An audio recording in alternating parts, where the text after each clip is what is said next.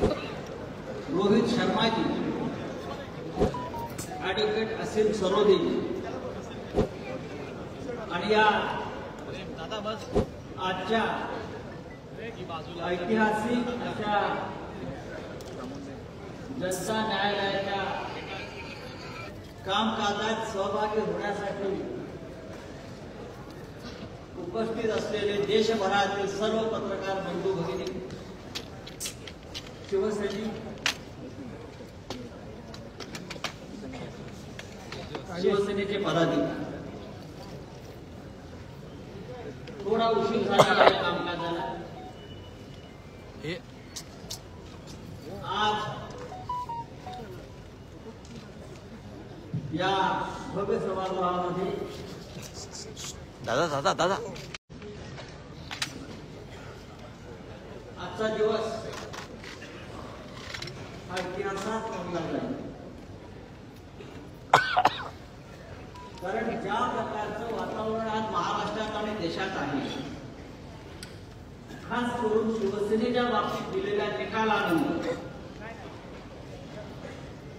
त्या संदर्भात या जनता न्यायालयाचं आयोजन केलं असून आज न्यायमूर्तीच्या भूमिकेमध्ये महाराष्ट्राची जनता आहे. आपण सगळे आहात. नवाज म्हणाले एक विधानसभेच्या नवाज राहुल नागरकर यांनी दिलं आणि त्यानंतर महाराष्ट्रात जागोजाग त्या लवादाच्या अंत्ययात्रा निघाल्या. या राज्यामध्ये असं कधी घडलं नव्हतं की लवाद म्हणून बसलेल्या विधानसभा अध्यक्षाच्या अंत्ययात्रा निघाल्या, त्यांच्या पिढीवर घालून त्यांच्या यात्रा निघाल्या. पद्धतीने या लवादानं कोणताही मागचा पुढचा विचार न करता चोर आणि लफंग्यांच्या हातात दिली आणि शिवसेना तुमची असं जाहीर केलं. त्यामुळे संपूर्ण महाराष्ट्रात खतखतो. या लवादानं दिलेला निर्णय त्यांची बायकोही मान्य करणार नाही असा प्रकारचा निर्णय.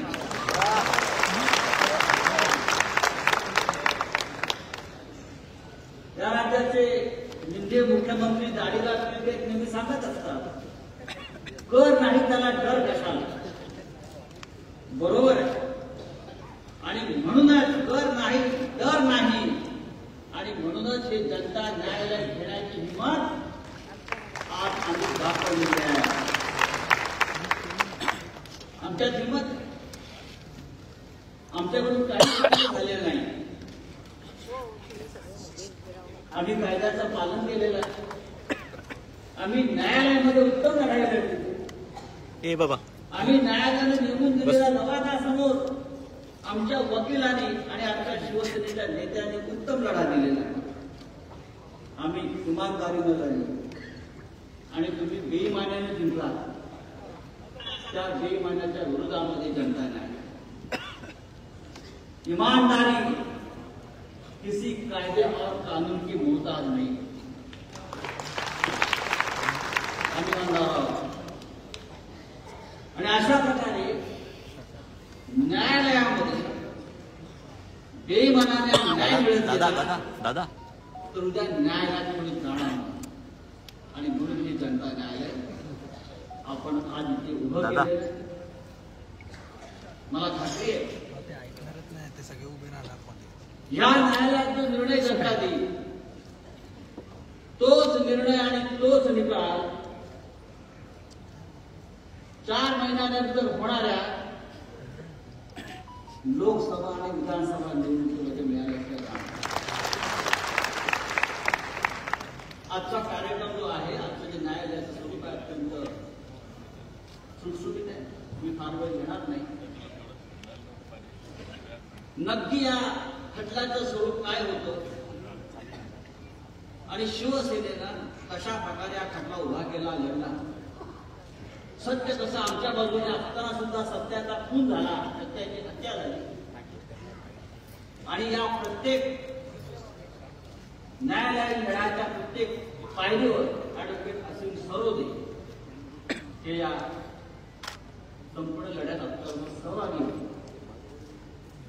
सुरुवातीला ॲडव्होकेट असीम सरोदे या खटल्या संदर्भात माहिती दिली आणि त्यानंतर हा जो लवाद आहे त्या लवादाला त्यावेळेला कदाचित मोतीबिंदू झाला असेल, त्याला काही पुरावे दिसले नाही व त्याच्या डोळ्यात बाळासाहेबांचा माझ्या डोळ्यात पडला असेल व त्याला ऐकू येत नसेल म्हणून त्याला काही पुरावे समजले नसतील. आपण कोणते पुरावे न्यायालयासमोर आणि त्या लवादासमोर हजर केले ते त्याचं संपूर्ण प्रेझेंटेशन हे नंतर ॲडव्होकेट अनिल परब आपल्याला सादर करतील. मी ॲडव्होकेट असीम सरोदे यांना विनंती करतो की कृपया आपण आपली भूमिका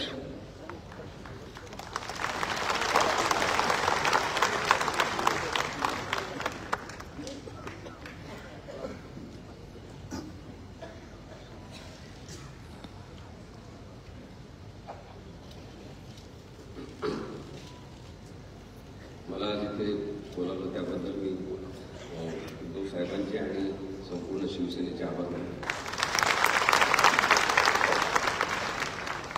बरेच जण सांगतात की वकिलांनी कोर्टात बोलावं, बाकीचे पण माझं असं स्पष्ट मत आहे की कायदा जर लोकांसाठी असेल तर लोकांमध्ये सुद्धा बोलायला पाहिजे.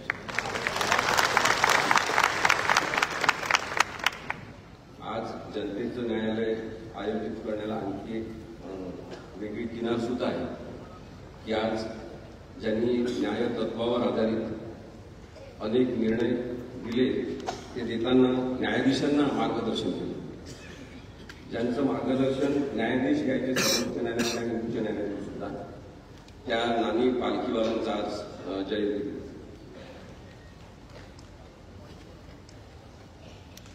आज या कार्यक्रमामध्ये या जनता न्यायालयात वेगळ्या बाजू नाहीये, केवळ सत्याची बाजू आहे. ही सत्याची बाजू मांडत असताना आपल्या सगळ्यांच्या मनात स्पष्टता असली पाहिजे की आपण अपात्रतेच्या सुनावणीबद्दलचा कायदा, त्यामध्ये झालेला न्याय आणि अन्याय आणि या निर्णयाच्या कायदेशीर बाबींचं विश्लेषण करण्यासाठी ते जमलेलं. भारतातल्या प्रत्येक नागरिकाला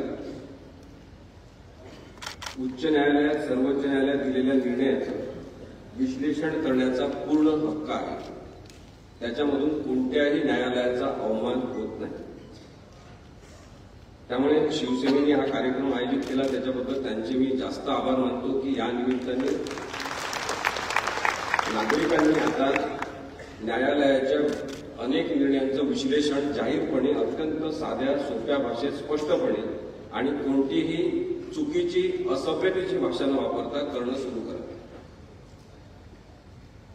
कारण की न्यायालय एक व्यवस्था म्हणून आणि यंत्रणा म्हणून सुद्धा दबावाखाली घेण्यात आलेली आहे हे वास्तव आपल्याला विसरून चालणार.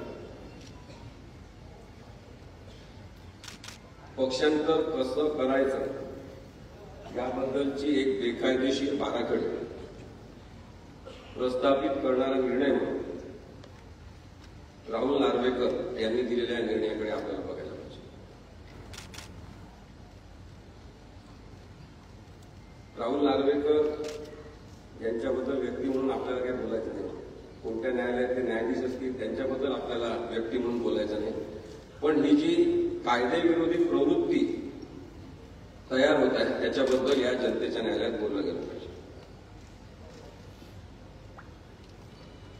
10 जानेवारी 2024चा निर्णय हा लक्षात घेणं, याचं विश्लेषण करणं आणि आणखी आपल्याला सायंटिफिक भाषेत बोलायचं असेल तर चिरफाड या निर्णयाचे करणं हे खूप जास्त आवश्यक आहे. कारण की याच्यातून आपल्याला लोकशाही कशी मारली जाते हे सुद्धा दिसू शकतं. बरेचदा अशा प्रकरणांमध्ये म्हणजे दावा परिशिष्ट किंवा भारतीय संविधानासंदर्भातले जेव्हा प्रकरण असतात तेव्हा लोक माझ्यासारख्या वकिलांना अनेकदा म्हणतात की तुम्ही वकील आहे, तुम्ही राजकारणाबद्दल बोलू नका, तुम्हाला बोलायचं असेल ते कोर्टात बोला. आणि म्हणून त्याचं उत्तर आधी आपल्या सगळ्यांना दिलं पाहिजे की भारतीय संविधान हे एक राजकीय डॉक्युमेंट आहे, पॉलिटिकल डॉक्युमेंट आहे, पॉलिटिकल पॉलिसी डॉक्युमेंट आहे की भारत एक राज्य व्यवस्था म्हणून कशा पद्धतीने चालेल याबद्दलचं विस्तृत विवेचन करणारं पॉलिटिकल डॉक्युमेंट आहे. भारत हा देश आपण जेव्हा पाहतो नकाशा तेव्हा त्याच्यावर लिहिलं असते पॉलिटिकल मॅप ऑफ इंडिया. तो सुद्धा पॉलिटिकल देश हा सुद्धा पॉलिटिकल अस्तित्व असलेला आहे. आणि त्यानंतर आपण आहोत सगळेजण नागरिक आणि मतदार, जे आपण नागरिक असल्यामुळे आणि नागरिक असणं सुद्धा एक राजकीय संकल्पना आहे. त्यामुळे माझं असं स्पष्ट मत आहे की प्रत्येकाने प्रत्येक व्यवसायातल्या प्रत्येक सुशिक्षित व्यक्तींनी राजकारणाबद्दल बोललं पाहिजे. हा विषय तर संपूर्ण राजकारणाचा आहे की 10वं परिशिष्टच राजकारणाबद्दल आहे की पात्र कोण आणि अपात्र कोण, आणि त्यामुळे चूक कोण आणि बरोबर कोण हे ठरवत असताना एक बाजू घेणं आवश्यक आहे आणि ती सत्याची बाजू असली पाहिजे. माझी जेव्हा उद्धव साहेबांची भेट झाली पहिल्यांदा ते म्हणाले की तुम्ही टीव्ही चॅनलवर आमची बाजू चांगली म्हणता, तेव्हा मी त्यांना सांगितलं की मी तुमची बाजू मांडत नाहीये, तुम्ही संविधानाच्या बाजूने.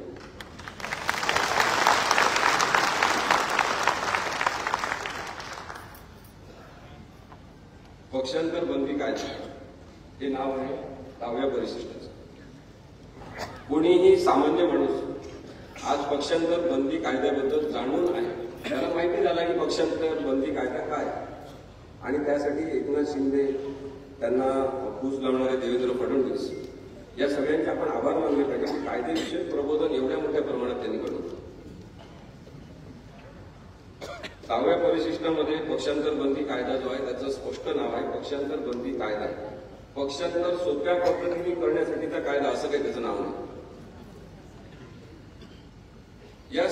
यामध्ये संविधानिक नैतिकता आणण्याचा जो प्रयत्न राजीव गांधींनी 1985 साली केला की लोक कोणत्याही पक्षातून उठून कधी पण कोणत्या पक्षात जात होते, त्यामुळे अस्थैर्य निर्माण होत होतं आणि राजकीय अस्थैर्य निर्माण होऊ नये आणि राजकीय पक्ष चालवणाऱ्या लोकांना सतत वॉचमनची भूमिका करावी लागू नये, विश्वासार्हता असली पाहिजे, प्रामाणिकता असली पाहिजे, आपल्या पक्षाची एकनिष्ठा असली पाहिजे. याच्यामुळे तो एक कमी महत्वाचा असलेला विषय बाजूला राहील आणि महत्वाचा विषय म्हणजे राज्य प्रशासन ते चांगल्या प्रकारे चालवतं. या उद्देशाने पक्षांतर बंदी कायदा 1985 साली अस्तित्वात आला. त्याच्यामधलं परिच्छेद 1B, 1A, 1B हे दोन अत्यंत महत्वाचे. 1B मध्ये सांगितलेलं आहे की लेजिस्लेचर पार्टी म्हणजे काय. लेजिस्लेचर पार्टी म्हणजे विधिमंडळ पक्ष म्हणजे काय. विधिमंडळ पक्ष आणि दुसरी 1C मध्ये व्याख्या केलेली आहे की ओरिजिनल पॉलिटिकल पार्टी म्हणजे मूळ राजकीय पक्ष म्हणजे काय. ओरिजिनल पॉलिटिकल पार्टी जी आहे ती जननी आहे त्या पॉलिटिकल पार्टीची. सगळेजण जे अस्तित्वात असतात ते त्या राजकीय पक्षाचे सदस्य असतात. आणि लेजिस्लेचर पार्टी जे विधिमंडळ पक्ष आमदारांनी निवडून आल्यावर तयार झालेला विधिमंडळ पक्ष असतो. विधिमंडळ पक्षाचं आयुष्य हे 5 वर्षाचं असतं, कारण की 5 वर्षानंतर ते लोक बदलतील, काही जण पुन्हा निवडतील, पण नवीन विधिमंडळ पक्ष तयार होईल. त्यामुळे विधिमंडळ पक्ष ही अस्थायी स्वरूपाची व्यवस्था आहे आणि म्हणून कायद्यामध्ये विधिमंडळ पक्षाला महत्व नाही. जो मूळ राजकीय पक्ष आहे त्याला महत्व आहे. आपल्या बाबतीत पाहायचं असेल तर मूळ राजकीय पक्ष शिवसेना आहे, बाळासाहेब ठाकरेंनी स्थापन केलेला आहे, त्यांच्या सहीने. आणि त्यामुळे मूळ राजकीय पक्ष हा पक्ष चालवेल. विधिमंडळ पक्ष हे आमदार म्हणून निवडून आलेल्या लोकांचा जो पक्ष आहे त्याच्यावर सुद्धा नियंत्रण ठेवण्याचे सगळं कायद्यानुसार हे राजकीय मूळ राजकीय पक्षाला आहे, ओरिजिनल पॉलिटिकल पार्टीला आहे. एवढं ते सोपं आहे.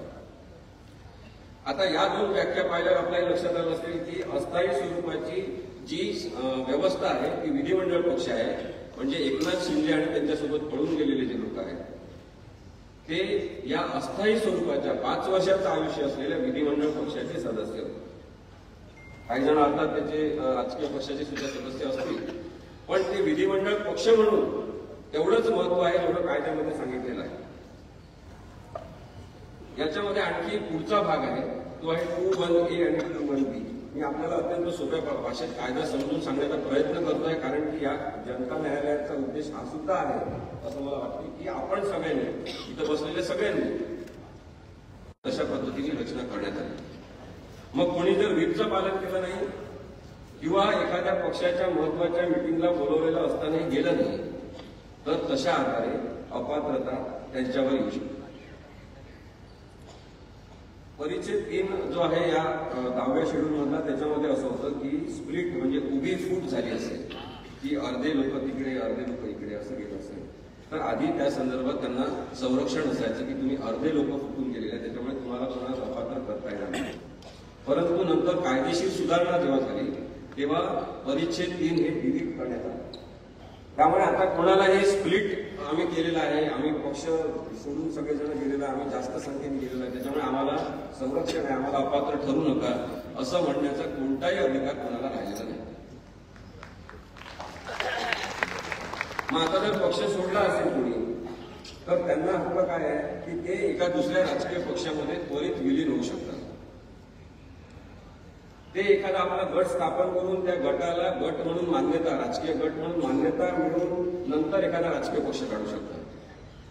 पण आपल्याला हे माहिती आहे की एकनाथ शिंदे आणि त्यांच्यासोबत मी पळून गेलेला असंच म्हणतो नेहमी, पळून गेलेला आमदार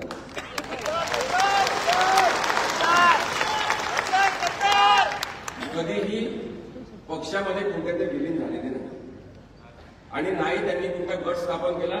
ते सतत हेच सांगत राहिले, आता पण हेच सांगतात की आम्ही शिवसेनेतच आहोत, आमची शिवसेना, आणि त्यामुळे ते अपात्र ठरतात. ही राहुल नार्वेकर यांनी निर्णय देण्याच्या पूर्वीची सगळी परिस्थिती.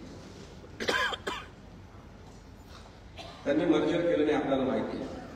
दुसरी गोष्ट, 2/3 लोक जर बाहेर गेले तर त्यांना संरक्षण मिळू शकते, त्यांनी गट स्थापन केलं तर किंवा विलिनीकरण केलं तर. परंतु एकनाथ शिंदेसह गेलेले सगळेजण ते 2/3 संख्येने गेले का हा प्रश्न महत्वाचा आपण विचारला पाहिजे. आणि त्या प्रश्नाचं उत्तर असं आहे की 2/3 संख्येने ते गेले नाही, ते पहिले 16 जण गेले. त्यांनी तिथे अनेकांना आमंत्रित केलं, आमिष दाखवले, दबाव टाकला, त्यांचे फाईल तयार होते, त्यांना भीती दाखवली. आणि काही जण सुरतला जाऊन त्यांना मिळाले, काही जण गुवाहाटीला जाऊन मिळाले, आणि तसं करून ते मुंबईला आले. आणि मुंबईमध्ये पण काही जण खूप जास्त वल्गना करणारे जे शिवसेनेसोबत ती सुद्धा जाऊन त्यांना मिळाले. अशा प्रकारे ते 38 ते 40 जण झाले. हे सगळे जण 2/3 मेजॉरिटीने बाहेर पडले नाही, त्यामुळे त्यांना कोणत्याही कायद्याचं संरक्षण नाही, ते अपात्र आहे.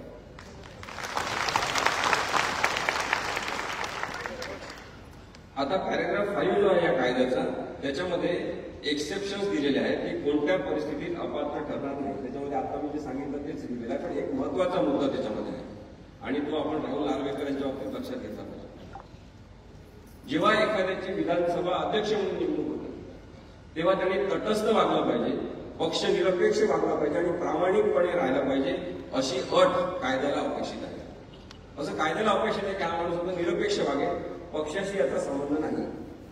आणि म्हणून याच्यामध्ये एक तरतूद आहे की विधानसभा अध्यक्षपद आपल्याला मिळाल्यानंतर साधारणतः नैतिक प्रामाणिकता याची जाणीव होऊन त्या माणसाने पक्षाचा राजीनामा दिला, आणि राजीनामा दिला तरी तो अपात्र ठरत नाही, त्याला संरक्षण आहे कायद्यानुसार.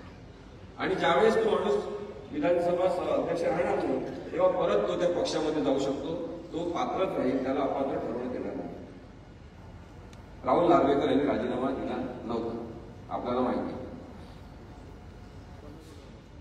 पॅरा 6 हा एक महत्वाचा सांगतो आणि मग तुम्ही पुढचं ज्या घडामोडी आहेत त्या आपण कायदेशीर दृष्टिकोनातून आपल्यासमोर मांडतो. पॅरेग्राफ 6 जो आहे त्याच्यामध्ये सांगितलेलं आहे की विधानसभेच्या संदर्भात किंवा 10 शेड्यूलच्या संदर्भात कोणी अपात्र ठरू शकतात का किंवा अपात्र ठरवले गेले पाहिजे का, या संदर्भातला मुद्दा जेव्हा तयार होईल तेव्हा त्याची सुनावणी विधानसभा अध्यक्षांसमोरच झाली पाहिजे, असं पॅरेग्राफ 6 मध्ये म्हटलं. आणि त्यामुळे सेपरेशन ऑफ पॉवर्स याला आपण म्हणतो की शक्तीचं विकेंद्रीकरण केलेलं आहे. आणि त्यामुळे सर्वोच्च न्यायालयाने तो नैतिकतेचा टेंबा लावू असं सांगितलं की आम्ही हा निर्णय घेणार नाही, हा निर्णय विधानसभा अध्यक्षांनी घेतला पाहिजे. म्हणजे एक प्रकारे त्यांनी विधानसभा अध्यक्षांना कायदेशीर अधिकार आहे आणि संविधानिक अधिकार आहे हा निर्णय घेण्याचे, त्यामुळे त्यांनी तो निर्णय घ्यावा असं सांगताना ज्या गोष्टी जाहीर केलेल्या आहेत त्या सुद्धा पाहणं महत्वाचं.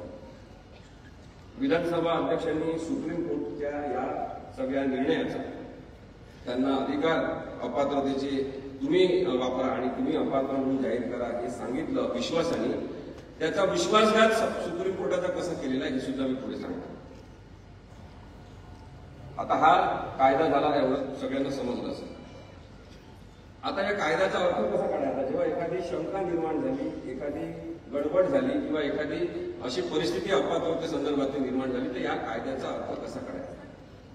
कोणताच कायदा असं म्हणत नाही की तुमच्या मनाला वाटेल तसा अर्थ काढा. कायद्याचे अर्थ काढण्यासाठी आम्हाला इथे काही वकील बसले, त्यांना माहिती असेल की कायद्याचा अर्थ कसा काढायचा या संदर्भात आम्हाला लॉ कॉलेजमध्ये शिकवलं जातं. आणि ते काय शिकवलं असते की इंटरप्रिटेशन ऑफ स्टॅच्यूट म्हणून कायदा असतो. जेव्हा कायद्याचा अर्थ अस्पष्ट आहे किंवा त्याचे अर्थ काढण्याची गरज आहे, तेव्हा अर्थ कसा काढायचा याच्यासाठी इंटरप्रिटेशन ऑफ स्टॅच्यूट नावाचा की कायद्याचे अन्वय अर्थ काढण्याच्या संदर्भातले नीती मॅक्सवेल यांचं एक पुस्तक आहे. ते साधारणतः आम्ही रेफर करतो आणि त्याच्यामध्ये सांगितलेलं आहे की आधी जसा कायदा सांगितलेला आहे तसाच कायदा, या शब्दात म्हटलेला आहे ना तसाच कायदा, त्याचा काही अर्थविरुद्ध काढायचा नाही. समजा त्याच्यातून काही कळत नसेल तर मग त्या कायद्याचा उद्देश काय, रिझन आणि ऑब्जेक्टिव्ह असं आम्ही त्याला म्हणतो, की तो कायदा करण्याचा उद्देश काय तो लक्षात घ्यायचा. मग आता पक्षांतर बंदी कायद्याचा उद्देश काय आहे? पक्षांतर थांबवणं हा उद्देश आहे. पक्षांतर कोणी करू नये हा उद्देश आहे. त्याच अर्थाने त्याचे अर्थ काढले गेले कायद्याचे. चौथा आहे की डायरेक्टिव्ह प्रिन्सिपल्सच्या आधारे आपण त्याचे अर्थ काढले पाहिजे. पाचवा आहे की बेसिक स्ट्रक्चर जे कॉन्स्टिट्यूशनचं आहे त्याच्यामध्ये मूलभूत ढाच्यामध्ये काय अपेक्षित आहे तो संविधानाचा उद्देश लक्षात घेऊन अर्थ काढला पाहिजे. आणि पाचवा आहे की एक सर्व समावेशक व्यापक असा अन्वयार्थ काढला पाहिजे, त्याला होलिस्टिक अप्रोच असं कायद्यात म्हणतात, तो घेतला पाहिजे आणि त्याच्यानुसार कायद्याचे अर्थ काढले पाहिजे. आता या सगळ्या 4-5 तत्वांवर राहुल नार्वेकर यांनी आपली बुद्धिमत्ता लावली आहे का ते बघा. ते पण लॉ ग्रॅज्युएट आहे, कोणत्या कॉलेजमध्ये शिकले, कशा प्रकारे अर्थ काढले. सगळेच जे अशा प्रकारच्या ट्रिब्युनलवर बसणार आहेत, अनेक जण जे न्यायाधीश होणार आहेत, ते असे वागणार असतील तर मग कायद्यावर विश्वास राहील का, हा सुद्धा विचार आपल्याला करण्याची गरज आहे. अपात्रतेचे हे प्रकरण थेट अध्यक्षांकडे गेलेलं नव्हतं हे आपण समजून घ्या. अपात्रतेचे हे प्रकरण थेट अध्यक्षांकडे गेलं असतं तर कदाचित त्याचा अर्थ आपल्या मनाने त्यांनी जसं काढणं आणखी जास्त सोपं झालं असतं. पण हे प्रकरण थेट त्यांच्याकडे गेलेलं नाही, तर हे आधी सर्वोच्च न्यायालयात प्रकरण. मग सर्वोच्च न्यायालयाने जे निरीक्षण नोंदवलेले आहे ते बघितले पाहिजे आपण आणि त्याच्यानुसार आपल्याला विचार करता आला पाहिजे आणि तो राहुल नार्वेकर यांनी करण्याची जबाबदारी त्यांच्यावर. सर्वोच्च न्यायालयाने सांगितलं की अध्यक्षांचा निर्णय म्हणजे राहुल नार्वेकर हे जो अध्यक्ष झाले त्यांनी जो निर्णय घेतला आणि त्याच्यामध्ये शिवसेना आपले ते एकनाथ शिंदे यांना लीडर म्हणून मान्यता दिली, तो निर्णय बेकायदेशीर आहे असं 123 नंबरच्या परिषदेमध्ये सुप्रीम कोर्टाने म्हटलं. 156 नंबरच्या परिषदेमध्ये म्हटलेलं आहे सुप्रीम कोर्टाने की इलेक्शन कमिशन ऑफ इंडियाने काही निर्णय दिला हे सुरू असताना आणि त्याच्यानंतर हे अध्यक्षांकडे प्रकरण गेलं असेल तरी इलेक्शन कमिशन ऑफ इंडियाने जो काही निर्णय दिला असेल, शिवसेना कोणाची, धनुष्यबाण कोणाचा, याचा कोणताही प्रभाव स्वतःवर न ठेवता अध्यक्षांनी निर्णय घ्यायचा. परिच्छेद 206D याच्यामध्ये सांगितलेलं आहे की विधिमंडळ पक्ष व्हीप नियुक्त करू शकत नाही. विधिमंडळ पक्ष म्हणजे कोण? निवडून आलेले आमदार, ते ठरू शकत नाही व्हीप कोण आहे. त्यांनी स्पष्टपणे सांगितलं की मूळ राजकीय पक्ष व्हीप निवडू शकतात. अध्यक्षांनी ओरिजिनल राजकीय पक्षांनी नियुक्त केलेलाच व्हीप मान्य केला पाहिजे. 111 आणि 110 परिच्छेद जे आहेत सर्वोच्च न्यायालयाच्या निर्णयाचे, त्याच्यात त्यांनी सांगितलं की 10व्या परिच्छेदाच्या संदर्भात निर्माण झालेला अपात्रतेचा राजकीय पक्षाने म्हणजे उद्धव ठाकरे यांनी नेमलेला व्हीप कोण त्या आधारेच निर्णय झाला. एवढं स्पष्ट सांगितलेलं आहे. 119वा परिच्छेद थोडंसं हे कायदा काही खूप इंटरेस्टिंग करता येत नाही, पण आपल्याला या न्यायालयामध्ये समजून घ्यायचं आहे. खरं तर एकनाथ शिंदे नंतर राहुल नार्वेकर त्यांच्या मागे एक ताकद म्हणून उभे असलेले देवेंद्र फडणवीस यांनी हा कायदा फार इंटरेस्टिंग केलेला. पण त्या घडामोडींच्या पलीकडे कायदा आपल्याला समजून घ्यायचा आहे. त्यामुळे आपण हे समजून घेतलं पाहिजे की 119व्या परिच्छेदामध्ये काय म्हटलेलं आहे की 3 जुलै 2022 रोजी भरत गोगावले यांना अध्यक्षांनी शिवसेनेचा व्हीप म्हणून मान्यता दिली. तो निर्णय बेकायदेशीर आहे असं सर्वोच्च न्यायालयाने सांगितलं. त्यांनी कारण दिलेलं आहे कारण एका फुटलेल्या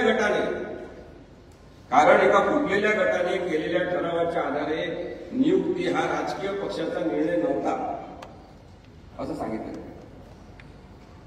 122वा परिच्छेद आहे, त्याच्यात त्यांनी म्हटलंय की अजय चौधरी यांना राजकीय पक्षाने लीडर म्हणून मान्यता दिली. याबाबत 21 जून 2022 रोजी उपाध्यक्ष जे होते कार्यरत त्यांना शंका घेण्याचं काहीच कारण नव्हतं. कारण की उद्धव साहेब ठाकरे यांच्याच सहीने एकनाथ शिंदे यांची सुद्धा नेमणूक झाली. त्यामुळे अजय चौधरी यांना राजकीय पक्षाने लीडर म्हणून नेमणूक केली. त्याला त्यांनी जेव्हा उपाध्यक्ष असलेल्या व्यक्तीने मान्यता दिली तो निर्णय बरोबर होता असं सुद्धा सर्वोच्च न्यायालयाने सांगितले. आता त्या 123व्या पॅरेग्राफमध्ये आणखी एक म्हटलेला आहे महत्वाचा, ज्याचा यांनी खूप अन्वय केला या निर्णयामध्ये. तो भाग आहे की 22 जून 2022 रोजी एका गटाने केलेली नियुक्ती व ती मूळ राजकीय पक्षाची इच्छा नव्हती. अध्यक्ष राहुल नार्वेकर यांचा एकनाथ शिंदे यांना गटनेता म्हणून मान्यता देण्याचा निर्णय बेकायदेशीर आहे. याच्यामध्ये त्यांनी हा शब्द वापरलेला आहे की एका गटाने केलेली नियुक्ती राजकीय पक्षाची इच्छा नव्हती. राजकीय पक्ष म्हणजे रजिस्टर्ड असलेला उद्धव बाळासाहेब ठाकरे यांच्या सहीचा पक्ष. त्यांची ती पॉलिटिकल विल नव्हती, त्यांचं ती काही इच्छा नव्हती आणि तशा वेळेस त्या व्यक्तीला आपण मान्यता देऊ शकत नाही असं कारण सुद्धा, त्याला रिझनिंग असं म्हणतात, असं कारण सुद्धा सर्वोच्च न्यायालयाने 206B मध्ये त्यांनी सांगितलं की आता या सगळ्या प्रकरणाचा निकाल अध्यक्षांनी घेतला पाहिजे असं त्यांनी सांगितल्यावर त्यांनी पुढे म्हटलेलं आहे 206B मध्ये की अध्यक्षांनी वाजवी कालावधीमध्ये या प्रकरणाचा निकाल लावला पाहिजे. वाजवी कालावधी म्हणजे रिझनेबल टाइम. रिझनेबल टाइम काय असेल याच्या संदर्भातले 2-3 केसेसचे पुरावे देण्यात आले न्यायालयामध्ये. त्याच्यामध्ये त्यांनी सांगितलेलं होतं की साधारणतः 3 महिन्याचा कालावधी हा वाजवी कालावधी असू शकतो, त्यापेक्षा जास्त कालावधी लागायला नको. माझं तर वकील म्हणून असं म्हणणं होतं तेव्हापासून की हा निर्णय तर जसं आपण ते मॅगी फूड तयार करतो, पटकन टाकलं की मॅगी तयार, तसा तयार असलेला निर्णय होता. पण केवळ संविधानिक तरतुदीनुसार अध्यक्षांनी जाहीर करायचा अपात्र गुन्हा आहे, त्यामुळे त्यांच्याकडे तो निर्णय सोपवण्यात आला होता. पण त्यांनी त्याच्यामध्ये खूप मोठ्या प्रमाणात राजकारण केलं जे संविधानाला आणि 10व्या परिशिष्टाला अपेक्षित नाही. राहुल नार्वेकर यांना पुढे करून राहुल नार्वेकर यांच्या मदतीने राजकारण करणारे सगळेजण लोकशाही द्रोही आहेत.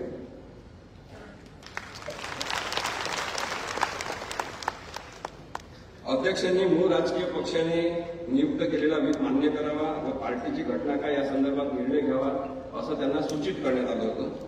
चौकशी करावी असं होतं, तर इन्क्वायरी करावी आणि त्या इन्क्वायरीचा अर्थ त्यांनी असं घेतला की साक्षी पुरावे घेतले पाहिजे आणि मग त्यांनी एका जनरल मॅजिस्ट्रेट कोर्टात चालतात तसे पुरावे साक्षीदार बोलवले, पुरावे घेतले, जेव्हा की या कायद्याची समरी प्रोसिडिंग चालली पाहिजे अशीच कायद्याची अपेक्षा. कोर्टाने म्हटलेलं आहे की आम्ही हे सगळे निर्णय दिले, मी तुम्हाला आता वाचून दाखवले, त्या निर्णयांच्या प्रिन्सिपल्सवर अध्यक्षांनी निर्णय घ्यायचा. हे जे ज्युडिशियल प्रिन्सिपल्स आम्ही सेट केलेले आहे याच्या आधारे तुम्हाला निर्णय द्यायचा असं सुद्धा या निर्णयामध्ये नमूद करण्यात आलेलं आहे. या निर्णयामध्ये एक आणखी घटक आहे जो अत्यंत महत्वाचा किंवा तसं पाहिलं तर फालतू माणूस पण महत्वाचा म्हणजे महत्वाच्या पदावर बसलेला आहे, ते म्हणजे आपल्या राज्यपाल.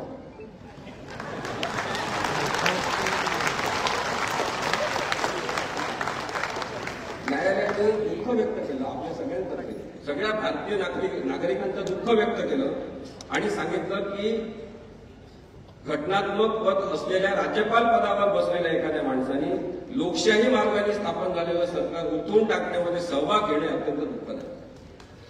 अशा प्रकारची तारीफ या राज्यपालांनी केली. राज्यपालांची भूमिका या संदर्भात पूर्ण संशयास्पद राहिलेली आहे, त्याबद्दल आपण आता जास्त न बोलता पुढची जी टेस्ट त्यांनी सांगितली ती मी आपल्याला सांगतो. त्यांनी सांगितलं की आमच्या नोट्स रेफर करून निर्णय घेतला पाहिजे, ते प्रिन्सिपल पाळले पाहिजे आणि म्हणून ट्रिपल टेस्ट म्हणजे त्रिसूत्री एक निकषांची ती पुढे आली. त्याच्यामध्ये असं आहे की पार्टीची घटना काय, नेतृत्व रचना काय म्हणजे लिडरशिप स्ट्रक्चर काय आहे आणि विधिमंडळातील बहुमत काय आहे. याच क्रमाने जर लक्षात घ्यायचं असेल तर मग पहिले पार्टीची घटना लक्षात घेतली पाहिजे, असं म्हणून त्यांनी एक नवीन प्रकार काढला. त्यांनी इलेक्शन कमिशन ऑफ इंडियाला पत्र पाठवलं. त्यांना जेव्हा सर्वोच्च न्यायालयाने निर्णय दिला त्याच्यानंतर ते काहीच करत नव्हते आणि जवळपास 1.5 महिन्यांनी त्यांनी त्या इलेक्शन कमिशनकडे पत्र पाठवून विचारणा केली की यांची घटना काय आहे. कदाचित तोपर्यंत ठरलं असेल की यांनी विचारायचं, त्यांनी काय सांगायचं. ही कॉन्स्पिरसी आपण लक्षात घेतली पाहिजे की न्यायिक व्यवस्थापन करण्यासाठी म्हणून तुम्ही बसलेले असता तेव्हा तुम्हाला कॉन्स्पिरसी करण्याचा हक्क नाही. आणि म्हणून मी मगाशी सांगितलं जे कायद्यात लिहिलेलं आहे तशाच प्रकारचा अर्थ काढला गेला पाहिजे. नेतृत्व रचना काय आहे हे सुद्धा त्या घटनेच्या आधारे पाहिलं पाहिजे. त्यांनी 1999चीच घटना नोंद झाली. त्याच्याबद्दल ऍडव्होकेट अनिल परब साहेब बोलतील आपल्याशी, ते सगळे पुरावे दाखवतील आपल्याला की कशा पद्धतीने हा खोटेपणा शिजलेला आहे. आता याच्यामध्ये तिसरा मुद्दा जो आहे विधिमंडळ पक्षातील बहुमत. राहुल नार्वेकर यांनी विधिमंडळ पक्षातील बहुमत महत्वाचं आहे हेच मानून निर्णय दिला. जेव्हा की विधिमंडळ पक्ष म्हणजे सर्व काही नाही, 5 वर्षाचा अल्प आयुष्य असलेली ती एक अस्थायी स्वरूपाची मंडळाची बॉडी. सुप्रीम कोर्टाने त्यांच्या निर्णयात सांगितलं होतं, माझे मित्र ऍडव्होकेट रोहित शर्मा इथे आहेत, त्यांना पण माहिती आहे की बहुमत म्हणजे काय हे सांगत असताना जेव्हा बहुमताचाच एक डिफेन्स करण्यात आला तयार, तेव्हा सर्वोच्च न्यायालयाने सांगितलं की केवळ बहुमत महत्वाचं नाही, ते जे बहुमत आहे त्याला लिगल आयडेंटिटी काय आहे, कायदेशीर नाव काय त्या बहुमताचं. या बहुमताचं कायदेशीर नाव काय? एकनाथ शिंदे यांच्यासोबत पळून गेलेले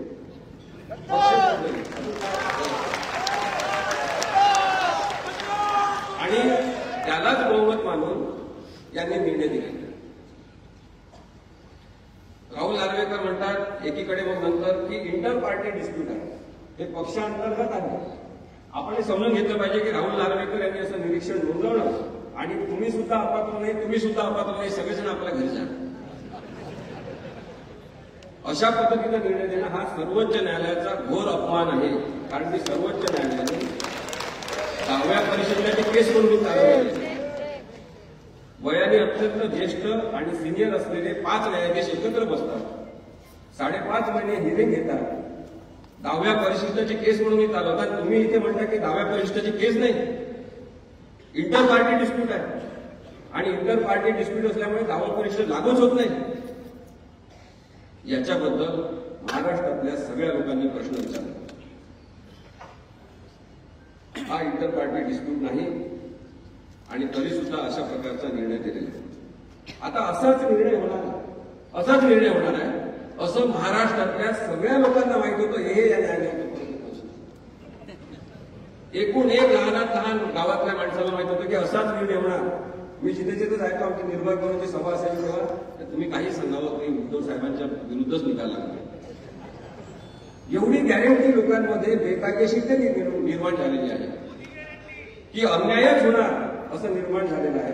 हे चित्र काही लोकशाहीसाठी चांगलं आहे का? हा प्रश्न महाराष्ट्राच्या संपूर्ण जनतेने विचारला पाहिजे असं माझं मत. अन्याय होणार, चुकीचेच होणार, हा जो लोकांचा विचार होता त्याचा अपेक्षा म्हणून राहुल नार्वेकर यांनी केला नाही. मात्र लोकशाहीचा अपेक्षा भंग केला, संविधानाचा अपेक्षा भंग केलेला आहे. माझं म्हणणं आहे की संविधानाची हत्या केली. सर्वोच्च न्यायालयाच्या सगळ्या निकाल आणि निकषाचा त्यांनी अपमान केलेला आहे. संविधानिक उद्देशाचा त्यांनी चिंधड्या उडवलेल्या आहेत. मी उद्धव साहेबांसमोर सुद्धा हे सांगायला मागे पुढे बघणार नाही, कारण मला काही प्रॉब्लेम नाही तसं म्हणण्यामध्ये सुद्धा की हा केवळ उद्धव साहेबांचा प्रश्न नाही. ही केस म्हणजे काही केवळ शिवसेनेचा इथे बसलेल्या लोकांचा प्रश्न नाही. ही केस म्हणजे वाईट प्रवृत्तीचं राजकारण वाढत राहणार हा चिंतेचा जो याच्यातला हे आहे मुद्दा आहे तो आहे.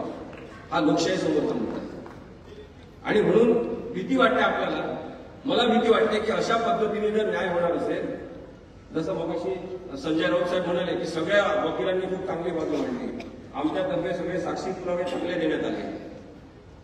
आता हा काळच राहणार नाही की काय की कोणीतरी खूप हुशार असेल पण तरी त्याच्या बाजूने विरुद्ध निकाल लागेल आणि बाकी लोक त्याला म्हणजे माहित आहे की हुशार आहे, तुमचा तो विरुद्ध निकाल लागेल. ही परिस्थिती चांगली नाही आहे आणि म्हणून मला असं वाटतं की म्हणजे मला खूप त्रास व्हायला लागलेला जेव्हापासून संविधान कळायला लागले. मानसिक त्रासाचा मुद्दा होऊ शकतो काही लोकांसाठी ज्यांच्या डोकं ठिकाणावर आहे, ज्यांनाही कळते की हा कसा काय निर्णय दिलेला आहे. आणि आता यांच्यापैकी काही जण 14 केसेस यांच्या विरुद्ध दाखल केले. इथे बसलेले काही लोक खाली बसले. भरत गोगावले यांनी दाखल केले हायकोर्टामध्ये केसेस की या सगळ्या लोकांना अपात्र का केलं नाही. न्यायालयाने अशा प्रकारची केस दाखल करून घेऊ सुद्धा नाही असं माझं म्हणणं आहे. तुम्ही संपूर्ण न्यायव्यवस्थेची कायद्याची थट्टा उडवता का? यांच्यावर खूप मोठा फाईन मारला पाहिजे उच्च न्यायालयाने असं माझं मत आहे.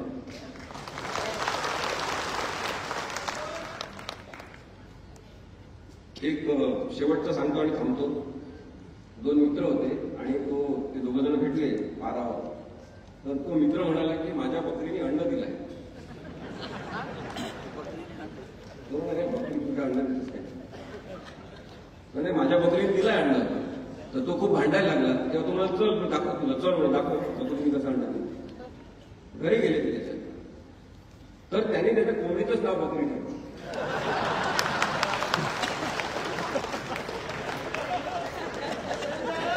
राहुल नार्वेकर यांनी अन्यायाचं नाव न्याय ठेवलेलं आहे.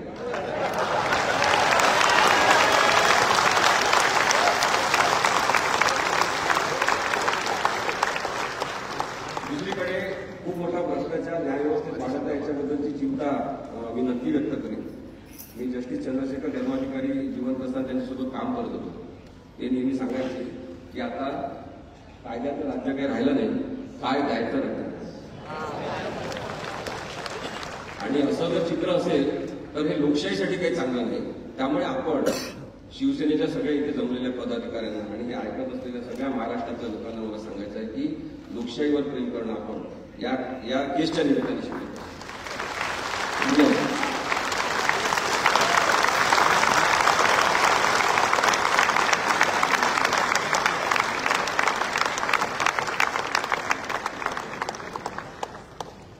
ॲडव्होकेट असीम सरोदे, आपण केलेलं या संपूर्ण खटल्याचं विश्लेषण संपूर्ण महाराष्ट्राने ते सगळं पाहिलं आणि ते पाहिल्यावर आणि ऐकल्यावर या महाराष्ट्राची 11.5 कोटी जनता एक मुखात बोले, राहुल नार्वेकर चले जाओ. इम्पिचमेंट म्हणतात. एखाद्या न्यायमूर्तीला काढण्यासाठी जो काय खटला असतो, आज तुमच्या विश्लेषणानंतर 11.5 कोटी मराठी जनता सांगेल की राहुल नार्वेकर या व्यक्तीनं महाराष्ट्राला जी परंपरा आहे रामशास्त्र्यांची, त्या परंपरेला कसा कलंक लावला. कायदा गाढव असतो असं म्हणतात, पण या प्रकरणामध्ये कायद्याला गाढव बनवलं गेलंय असं म्हटलं गेलं. या देशाची राज्यघटना अत्यंत सुंदर आहे, पण ती राबवणारे जर चुकीच्या लोक असतील तर तो नार्वेकरांसारखा निकाल दिला.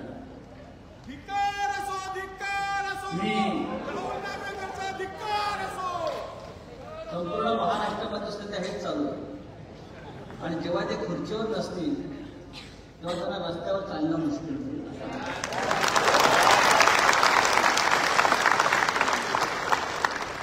बाळासाहेब ठाकरेंची शिवसेना आग आहे, त्या आदेशी तुम्ही खेळलेल्या चर्चा.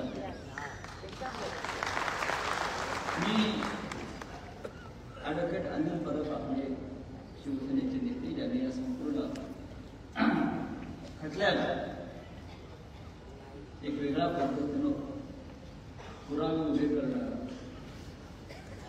किंवा सर्वोच्च न्यायालयापासून या लढाईमध्ये आपल्या वकील मंडळांना मदत करणं हे केलंच. पण वारंवार जे लवाद म्हणत होतं, हा पुरावा नाही, तो पुरावा नाही, 2013ची घटना नाही, 2018ची घटना नाही, हा माननीय पक्षप्रमुखांची निवडणूक झालीच कशी आणि तुझ्या समोरच झाली असं आम्ही आता पाहिलं पुरावा. मी ॲडव्होकेट अनिल परब यांना सांगेन की महाराष्ट्राच्या जनतेला कळू द्या आपल्याकडे काय पुरावे आहेत. आणि राहुल नार्वेकर किती खोटं बोलले.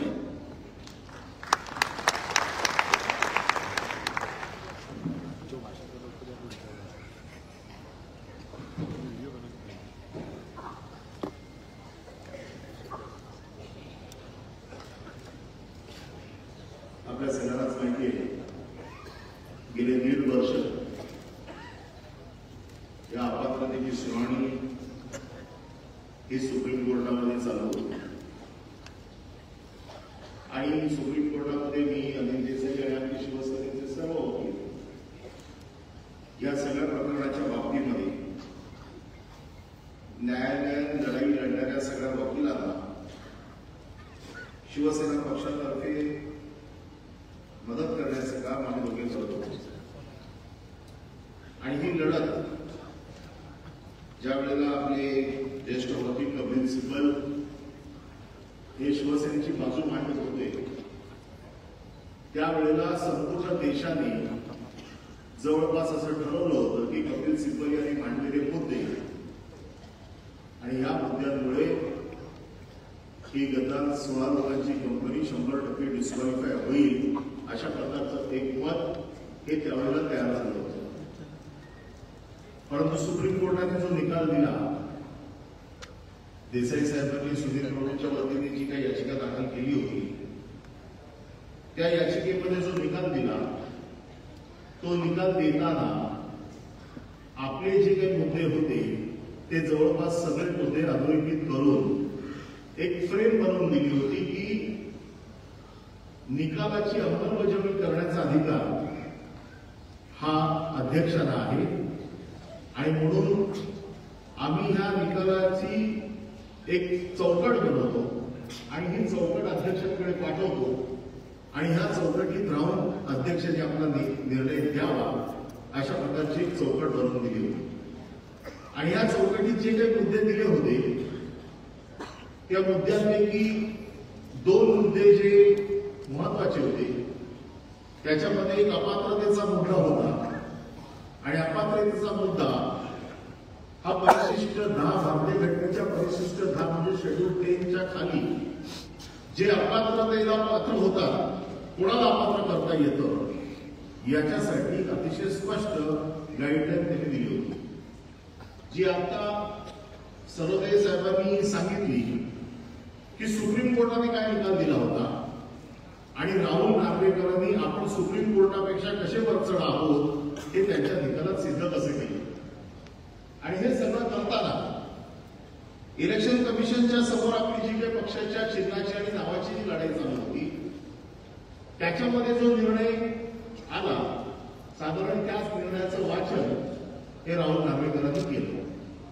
राहुल नार्वेकरांनी हा जो कालचा जो निर्णय दिला, या निर्णयामध्ये आपल्याला डिस्क्वालिफाय करताना काय निकष लावले, डिस्क्वालिफाय न करण्यासाठी काय निकष लावले आणि त्याला डिस्क्वालिफाय न करण्यासाठी काय निकष लावले हे थोडक्यात आता अमित सरोदेने आपल्याला सांगितलं, असित सरोदेने आपल्याला सांगितलं. पण सगळ्यात महत्वाचं याच्यामध्ये मी या सगळ्या गोष्टीत न जाता एक निर्णय जो महत्वाचा, ज्याच्या आधारे शिवसेनेच्या ओरिजिनल शिवसेनेच्या सर्व लोकांना अपात्र न करण्याचा म्हणजे आपल्याला न करण्याचा निर्णय आणि त्यांना अपात्र न करण्याचा निर्णय जो काही घेतला, त्याच्यात एक महत्वाचा विषय असा घेतला की आम्ही निवडणूक आयोगाला पत्र लिहिलं आणि निवडणूक आयोगाकडे शिवसेनेच्या कुठल्या कुठल्या घटना आहेत, कारण सर्वोच्च न्यायालयाने ज्या वेळेला आपलं निरीक्षण नोंदवलं त्याच्यामध्ये एक महत्वाचं वाक्य होतं की राजकीय पक्ष ठरवताना तुम्हाला केवळ विधिमंडळाचा राजकीय पक्ष बघता येणार नाही, तर त्याबरोबर मूळ राजकीय पक्ष, त्याची घटना, त्याची संघटनात्मक, त्याची रचना आणि इतर चाचण्या देखील घेणं अतिशय गरजेचं आहे. आणि म्हणून मग जर घटना बघायची असेल तर त्या घटनेमध्ये पक्षप्रमुखांना काय अधिकार आहेत, पक्षाच्या नेत्यांना काय अधिकार आहेत, घटनेचं नीट पालन झालेलं आहे की नाही, 5-5 वर्ष तुमच्या निवडणुका झालेल्या आहेत की नाही, हे जे काही सगळे निकष आहेत हे तपासून घेण्याची गरज होती. आणि त्यांनी असं सांगितलं की आम्हाला निवडणूक आयोगाने असं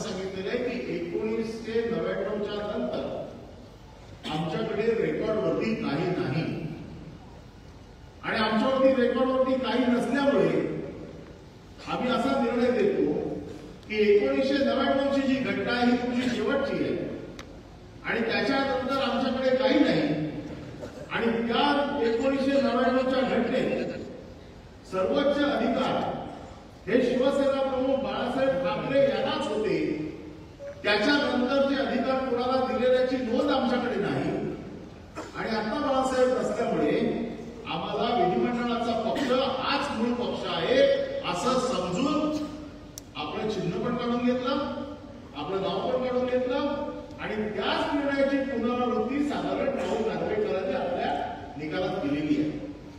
आणि म्हणून ज्या वेळेला निवडणूक आयोगाची केस चालू होती त्यावेळेला निवडणूक आयोगाने ज्या ज्या गोष्टी आमच्याकडे मागितल्या होत्या या सगळ्या गोष्टींची पूर्तता आम्ही केलेली आहे आणि त्या पूर्ततेची जी केलेली आहे त्यांचा खोटेपणा हा जनतेच्या न्यायालयात सिद्ध व्हावा. कारण आम्ही सगळीकडे देऊन देखील निकाल जर असे येत असतील तर उद्धव साहेबांनी जी काही भूमिका मांडली शेवटी आपल्याला जनतेच्या न्यायालयातच जावं लागेल आणि लोकांना समजावून सांगावं लागेल की हे आपल्याशी कसे खोटे वागतायत त्याचे साधारण पुरावे मी आपल्यासमोर सादर करतो.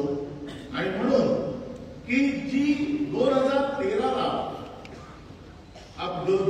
2017ला म्हणजे 2013 2018 ह्या ज्या काही दोन आपल्या घटना किंवा घटना दुरुस्ती किंवा निवडणूक आयोगाला दिलेली कागदपत्र याच्या संदर्भातली जी काही आपली माहिती आहे ती आपल्या समोर सादर करतो. 2013चं माझ्याकडे आपण जी 2013ला वंदनीय हिंदू सम्राट शिवसेना प्रमुख बाळासाहेब ठाकरे यांच्या महानिर्वाणानंतर ही राष्ट्रीय कार्यकारिणीची बैठक आयोजित केली होती आणि 2013च्या राष्ट्रीय कार्यकारिणीमध्ये आपण पक्ष घटना दुरुस्तीचे ठराव मांडले होते. 23 जानेवारी 2013च्या राष्ट्रीय कार्यकारिणीमध्ये पक्ष घटना दुरुस्तीचे जे ठराव केले गेले हे शिवसेना भवन मुंबई येथे केले गेले. यामध्ये पहिला ठराव जो आपण केला तो असा केला, ही राष्ट्रीय कार्यकारिणी असा ठराव करते की शिवसेना प्रमुख हे दैवी संज्ञा केवळ स्वर्गीय बाळासाहेब ठाकरेंना शोभून दिसते म्हणून यापुढे पक्षातील कोणत्याही पदाधिकाऱ्याला शिवसेना प्रमुख ही संज्ञा नावापुढे जोडता येणार नाही आणि म्हणूनच शिवसेना प्रमुख ही संज्ञा घोषवण्यात येत आहे. हा आपला पहिला ठराव होता. आपला दुसरा ठराव होता, ही राष्ट्रीय कार्यकारिणी असा ठराव करते की शिवसेना पक्ष प्रमुख पद हे शिवसेनेत निर्माण करण्यात येत आहे आणि शिवसेना पक्ष प्रमुख हे पक्षाचे अध्यक्ष असतील. त्यांची निवड शिवसेना प्रतिनिधी सभा करेल. शिवसेना पक्ष प्रमुखांची मुदत 5 वर्षासाठी असेल. तिसरा ठराव असा होता, ही राष्ट्रीय कार्यकारिणी असा ठराव करते की शिवसेना पक्षातील कार्यकारी अध्यक्ष म्हणजे त्यावेळेचं वर्किंग प्रेसिडेंट हे पद यापुढे रद्द करण्यात येत आहे. ही राष्ट्रीय कार्यकारिणी असा ठराव करते की आदरणीय हिंदू सम्राट शिवसेना प्रमुख बाळासाहेब ठाकरे यांच्याकडे शिवसेना प्रमुख म्हणून असलेले सर्वाधिकार शिवसेना पक्ष प्रमुख यांच्याकडे सोपवण्यात येत आहे. शिवसेना पक्ष प्रमुख हे पक्षातील सर्वोच्च नेते असून त्यांचे पक्षाचे धोरण आणि व्यवस्थापन याबाबतचे निर्णय हे अंतिम असतील. पक्ष घटनेच्या 8व्या कलमानुसार करण्यात आलेली कोणतीही नेमणूक शिवसेना पक्ष प्रमुख रद्द करू शकतील. शिवसेना पक्ष प्रमुखांकडे राष्ट्रीय कार्यकारिणी केव्हाही बरखास्त करण्याचे अधिकार असतील. पक्ष घटनेच्या 11व्या कलमानुसार पक्षासंदर्भातले सर्व अधिकार शिवसेना प्रमुखांकडे असतील. हे 2013च्या राष्ट्रीय कार्यकारिणीमध्ये झालेले ठराव आहेत. 5वा ठराव, ही राष्ट्रीय कार्यकारिणी असा ठराव करते की शिवसेना उपनेत्यांची एकूण संख्या 31 असेल. त्यापैकी 21 जागा पक्षांतर निवडणुकीत प्रक्रियेद्वारा प्रतिनिधी सभेच्या माध्यमातून निवडल्या जातील व उर्वरित 10 जागांवर नियुक्ती करण्याचे सर्वाधिकार शिवसेना पक्षप्रमुखांकडे असतील. शिवसेना उपनेते शिवसेना पक्षप्रमुखांच्या निर्देशाने कार्यरत असतील. आणि 6वा ठराव, ही कार्यकारिणी असा ठराव करते की युवा सेनेला शिवसेनेची अंगीकृत संघटना म्हणून मान्यता देण्यात येत आहे. युवा सेना व युवा सेना प्रमुख यांचा पक्ष घटनेच्या 12व्या कलमात कामगार आघाड्या संघटना यांच्यामध्ये समावेश करण्यात येत आहे। ही आपली 2013ची जी कार्यकारिणी झाली त्यामध्ये जे ठराव झाले त्यामध्ये जी घटना दुरुस्ती झाली ही घटना दुरुस्ती मी आपल्याला वाचून दाखवलेली आहे आणि ही घटना दुरुस्ती आम्ही निवडणूक आयोगाकडे सादर केलेली आहे आणि त्या संदर्भातलं जे पत्र आहे ते मी आपल्याला दाखवतो। पण त्या अगोदर मी आपल्याला निवडणुकीची जी काही पूर्ण त्या 2013ची प्रक्रिया झाली त्या प्रक्रियेचे हे आपल्यासमोर ठराव मी आपल्यासमोर मांडतो, आपण ते बघावे आणि त्यानंतर ते निवडणूक आयोगाला आपण कसे सादर केले हे देखील मी आपल्याला दाखवतो। आज इथं शिवसेना भवनला संबंध होत आहे।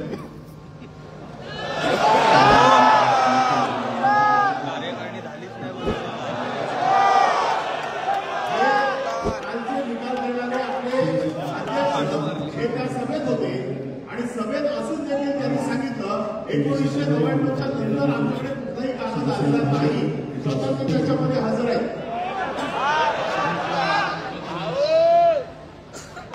आपल्याला पारित करायचे, मंजूर करायचे।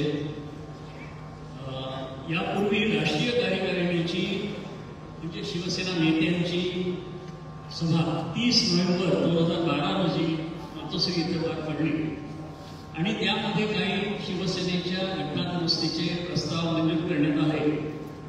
ह्या प्रस्तावांना आता ही प्रतिनिधी सभा मंजुरी देणार आहे आणि म्हणून हे क्रमाक्रमाने प्रस्ताव मी आपल्या समोर मांडण्याची जे सूचक आणि अनुमोदक आहे त्यांना विनंती करतो। त्याप्रमाणे पक्ष घटना दुरुस्तीचा ठराव क्रमांक 1 आदरणीय हिंदुहृदय सम्राट शिवसेना प्रमुख स्वर्गीय बाळासाहेब ठाकरे यांनी घोषविलेले शिवसेना प्रमुख ही जी संज्ञा आहे ती गोठवण्यासंदर्भातील हा ठराव आहे।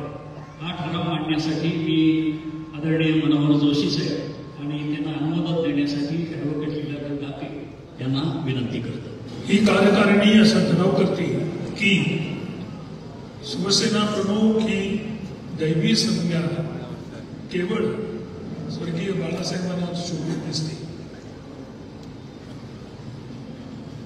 म्हणून यापुढे पक्षातील कोणत्याही पदाधिकाऱ्यांना शिवसेना प्रमुख ही संज्ञा नावापुढे जोडता येणार नाही आणि म्हणूनच शिवसेना प्रमुख ही संज्ञा गोठवण्यात येत आहे।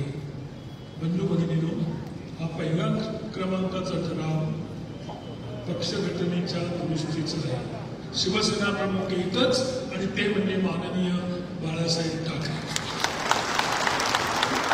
शिवसेना प्रमुख हे पद नव्हे, ही संज्ञा आहे आणि ही संज्ञा आपल्या प्रत्येकाचं दैवत असणाऱ्या आपल्या दैवताची संज्ञा आहे आणि ही संज्ञा तशीच अबाधित राहावी अशा एका अर्थाचा हा ठराव आहे आणि पक्ष घटनेत तो ठराव होणं अत्यंत आवश्यक आहे आणि म्हणून हा जो ठराव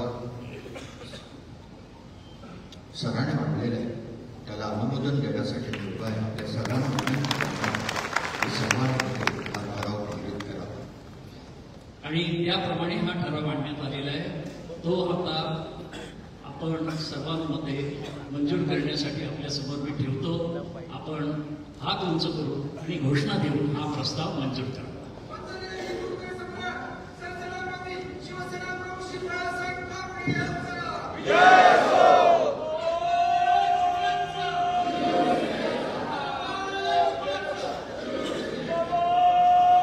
पहिला ठराव शिवसेना प्रमुख पद गोठवण्याचा तो सर्वांमध्ये एकमताने मंजूर झाला आहे असं मी या ठिकाणी जाहीर करतो। शिवसेनेच्या पक्ष घटना दुरुस्तीचा ठराव क्रमांक 2 शिवसेना पक्ष प्रमुख हे पद निर्माण करण्याबाबतचा आहे आणि तो ठराव मांडण्यासाठी मी शिवसेना नेते माननीय रामदास भाई कदम यांना विनंती करतो।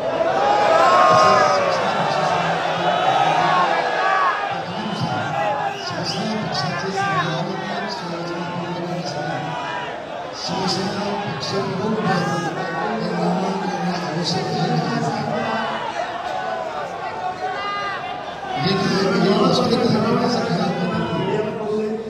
शिवसेना पक्षप्रमुख हे पद शिवसेनेत निर्माण करण्यात येत आहे आणि शिवसेना पक्षप्रमुख हे पक्षाचे अध्यक्ष असतील. त्याची निवड शिवसेना प्रतिनिधी सभागृह शिवसेना पक्षप्रमुखांची मुदत 5 वर्षांसाठी असेल असा ठराव या ठिकाणी मी आपल्यासमोर मांडतोय. माझी आपल्या सगळ्यांना विनंती आहे, म्हणजे आता शिवसेना प्रमुख हे पद नसेल तर शिवसेनेचे अध्यक्ष हे पद आपल्याकडे असेल आणि या प्रस्तावाला या ठरावाला आपण सगळ्यांनी मंजूर द्या अशा प्रकारे अपेक्षा करतो. आपल्या विनंती करतो. धन्यवाद. त्याचा अर्थ घटनेप्रमाणे शिवसेना पक्षप्रमुख हे कायद्याने जसं शिवसेना पक्षप्रमुख जे ठराव आपण या प्रतिनिधी सभेमध्ये मंजूर केलेला आहे. गजानन कीर्तीकर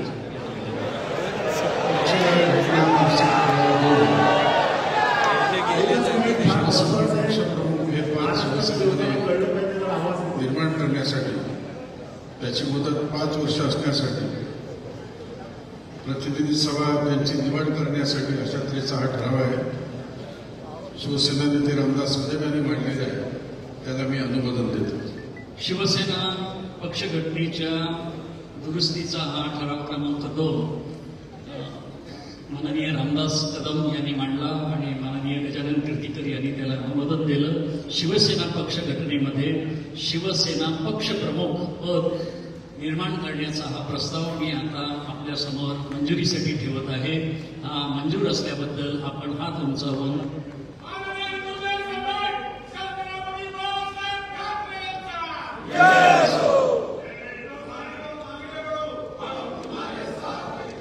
हा ठराव एकमताने मंजूर झाला असं मी या ठिकाणी घोषित करतो. आणि आता इथून पुढे पक्षाचे सर्व अधिकार, सर्वोच्च अधिकार असलेलं शिवसेना पक्षप्रमुख पद हे या घटनेमध्ये निर्माण झालेलं आहे असं जाहीर. घटना दुरुस्ती क्रमांक 3 शिवसेना पक्ष घटनेतील कार्यकारी अध्यक्ष म्हणजे इंग्रजीमध्ये ज्याला वर्किंग प्रेसिडेंट जे आपण 2003 मध्ये निर्माण केलं होतं ते पद रद्द करण्याबाबतचा हा प्रस्ताव आहे आणि तो मांडण्याची मी सन्माननीय शिवसेना ज्येष्ठ नेते सुधीर जोशी यांना विनंती करतो. शिवसेना पक्षाचे राज्यकार्य अध्यक्ष वर्किंग प्रेसिडेंट हे पद आपण व्यक्त करण्यात येत आहे. ठराव क्रमांक 3 मांडलेला आहे.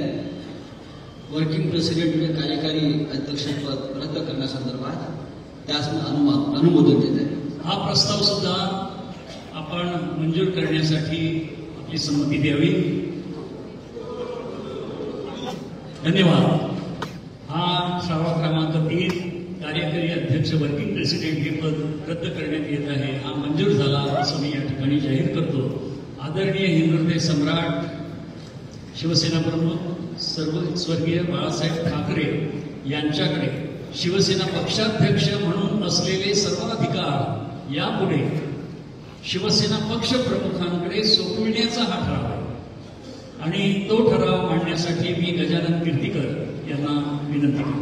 पक्ष घटना दुरुस्ती ठराव 4 ही राष्ट्रीय कार्यकारिणी असा ठराव करते की आदरणीय हिंदुहृदय सम्राट शिवसेना प्रमुख स्वर्गीय बाळासाहेब ठाकरे यांच्याकडे शिवसेना प्रमुख म्हणजे अध्यक्ष म्हणून असलेले सर्वाधिकार शिवसेना पक्ष प्रमुख म्हणजे अध्यक्ष यांच्याकडे सोपवण्यात येत आहे. शिवसेना पक्षप्रमुख हे पक्षातील सर्वोच्च नेते असून त्यांची पक्षाचे धोरण आणि व्यवस्थापन याबाबतचे निर्णय हे अंतिम असतील. पक्षघटनेच्या 8व्या कलमानुसार करण्यात आलेली कोणतीही नेमणूक शिवसेना पक्षप्रमुख रद्द करू शकतील. शिवसेना पक्षप्रमुखांकडे राष्ट्रीय कार्यकारिणी केव्हाही बरखास्त करण्याचा अधिकार असतील. पक्षघटनेच्या 11व्या कलमानुसार पक्षासंदर्भातील सर्वाधिकार शिवसेना पक्ष प्रमुखातील असा ठराव या कार्यकारिणीसमोर मांडतो. हा सर्व ठराव आपल्या केसमध्ये आणि याच्यामध्ये असं म्हटलं होतं की शिवसेनेच्या पक्षप्रमुखांना अधिकार नाही, अधिकार होते ते आता उद्धव साहेबांना नाही आहेत. 1999च्या घटनेप्रमाणे हे अधिकार फक्त बाळासाहेबांना होते. आपण ते अधिकार 2013च्या कार्यकारिणीमध्ये सगळ्याच्या शिवसेना प्रमुखांचे हे सगळे अधिकार माननीय पक्षप्रमुख उद्धव ठाकरे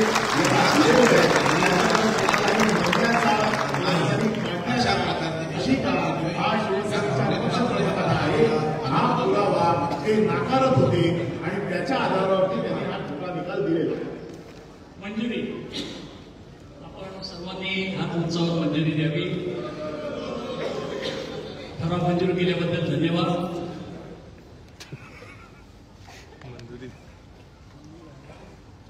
आणि हे सगळी कागदपत्र मी जी निवडणूक आयोगाकडे किंवा राहुल नारायणरावांच्या ट्रायब्युनलकडे दिली होती त्याची ही पोचपावती आहे. आणि या पोचपावतीवरती 13 मार्च 2013 असा रिसिप्टचा स्टॅम्प आहे. आणि हा कागद त्यांच्याकडे आम्ही त्याच दिवशी दिलेला आहे, परंतु हा कागद त्यांच्याकडे नाही आहे अशा पद्धतीचं ते सांगतायत. म्हणून आपल्या जनतेच्या न्यायालयात हा कागद याची खरा खोटा काय निकष लावायचे हे आता जनतेने लावावे. हे सगळीकडे देखील आम्ही दाखवतो. पण त्या अगोदर या सगळ्या प्रक्रियेची एक प्रक्रिया असते की जी निवडणूक घ्यावी लागते 5 वर्षानंतर. ती निवडणूक आपली ज्या पद्धतीने घेतली गेली, अधिकृतपणे निवडणूक आयोगाने जे निकष लावलेले आहेत त्या पद्धतीने ऍडव्होकेट बाळकृष्ण जोशी यांनी त्या कार्यकारिणीमध्ये निवडणूक प्रक्रिया पूर्ण केली होती. त्या प्रक्रियेचा व्हिडिओ मी आपल्याला दाखवतो.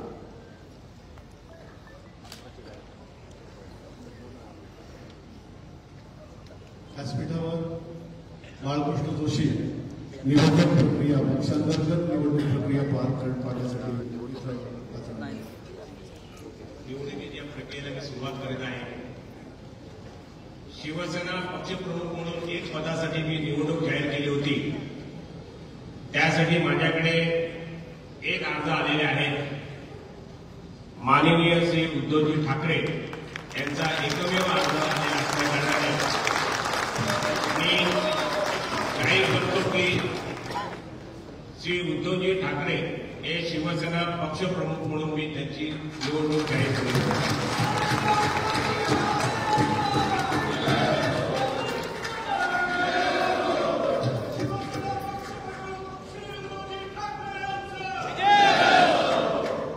शिवसेनेच्या राष्ट्रीय कार्यकारिणीसाठी 14 पदांपैकी मी 9 पदांसाठी निवडणूक जाहीर केली होती.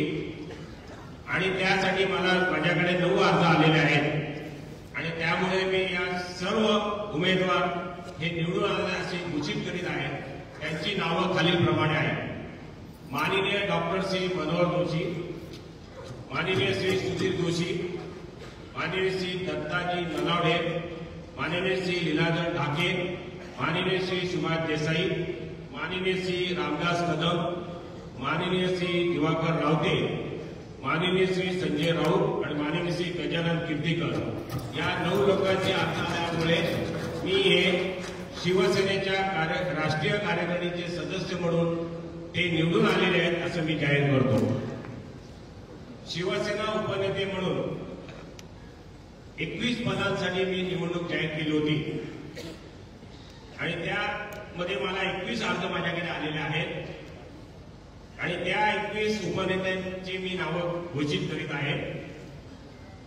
श्री अनंत गीते, श्री अरविंद सावंत, श्री रवींद्र विर्लेकर, श्री राम बंगाल, श्री अनंत तरे, श्री विश्वनाथ नेरुरकर, श्री सूर्यकांत महाडी, श्री विलास अवचट, श्री चंद्रकांत खैरे, श्री विनोद घोसाळकर, श्री सुरेश प्रभू, श्री आनंदराव अडसूळ, श्री गुलाबराव पाटील, श्री बबनराव घोलप, श्री अनिल राठोड, श्री अशोक शिंदे, श्री यशवंत जाधव, डॉक्टर नीलम गोरे, सौ विशाखा राऊत, सौ मीना कांबळी आणि श्री विजय कदम. हे 21 लोकांचे अर्ज माझ्याकडे आले आहेत. आणि ते 21 लोक निवडून आलेले आहेत असं मी जाहीर करतो. या प्रतिनिधी सभेला उद्धव साहेबांनी जे मार्गदर्शन केलं त्याचा थोडक्यात विश्वाला दाखवतो. व्यासपीठावरील शिवसेनेचे सर्व मान्यवर नेते आणि जमलेल्या माझ्या बांधवांनो, भगिनी आणि माता, सर्वप्रथम मी आपल्याला धन्यवाद देतोय, आभार मानतो आहे. एक मोठी जबाबदारी आपण सर्वांनी माझ्या खांद्यावरती सोपवली आहे. मगाशी गेल्या काही वर्षातल्या वाटचालीचा उल्लेख झाला आणि या उल्लेखामध्ये 2003 ला जी पहिली आपली प्रतिनिधी सभा झाली, जिथे माझा किंबहुना माझी कार्यकारी प्रमुख म्हणून निवड झाली महाबळेश्वर, त्या बैठकीला त्या क्षणी शिवसेना प्रमुख हजर नव्हते, नंतर आले आणि त्याने आपल्याला सर्वांना विचारलं की बाबा जे काही घडलंय तुम्हाला सगळ्यांना मंजूर आहे ना? आज मी आपल्याला सर्वांना विचारतोय, जे काही घडले आपल्याला सगळ्यांना मंजूर आहे ना? आपल्यामध्ये कोणी महेश जेठमलानी नाही ना?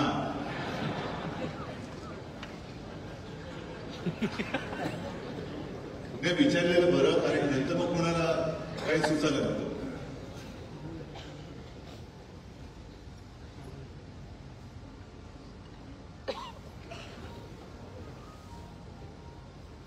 आणि ह्या सगळ्याची पोच आपण निवडणूक आयोगाला दिल्याची पोच आपल्याकडे आहे. ती पोच देखील आपल्याला दाखवतोय. हे बघा, तारीख त्याच्यावरती 13 ही तारीख 3 मार्च 2013 ही तारीख आहे. रिसिव्ड भारत निर्वाचन आयोग. हे सगळं तुमच्यासाठी दाखवतोय का?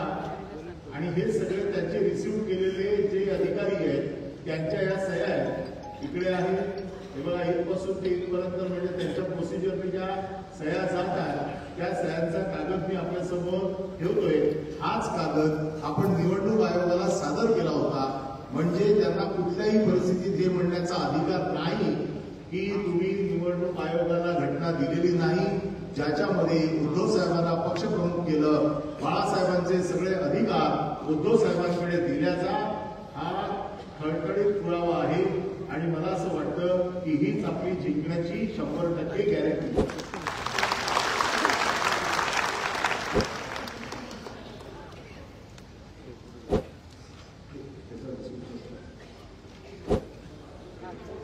आम्ही ताबडतोब आपली सभा झाल्याच्या नंतर दिली. या व्यतिरिक्त आपल्याला मान्यता आहे, म्हणजे शिवसेना पक्षाला मान्यता आहे. शिवसेना पक्षाचे अध्यक्ष म्हणून उद्धव ठाकरे यांचं नाव हे निवडणूक आयोगाकडे रजिस्टर आहे.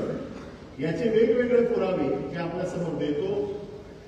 फॉर्मॅटमध्ये information regarding organisation election of various party, त्याच्यामध्ये name of the political party Shivsena, date on which the last election held 23/01/2013. आता ही तारखेला निवडणूक झाली हे त्यांना कसं कळलं? आपण सादर केल्याशिवाय कळलं का?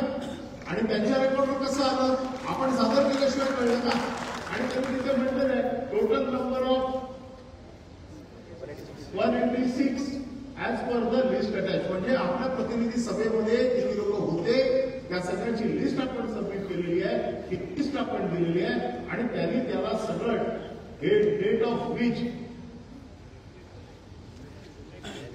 नेक्स्ट इलेक्शन ड्यू म्हणजे जानेवारी 23, 2018. हे सगळं त्यांच्याकडे कसं गेलं? निंदेगडातलं तर कोणी नेऊन दिलं नाही ना. हे आपण नेऊन दिलेले कागद आहेत, अधिकृतपणे आपल्या पक्षाने दिलेले कागद आहेत, जे आज ते नाकारतायत आणि खोटं सांगतायत की आमच्याकडे तुमची कुठली रेकॉर्ड नाही आहे.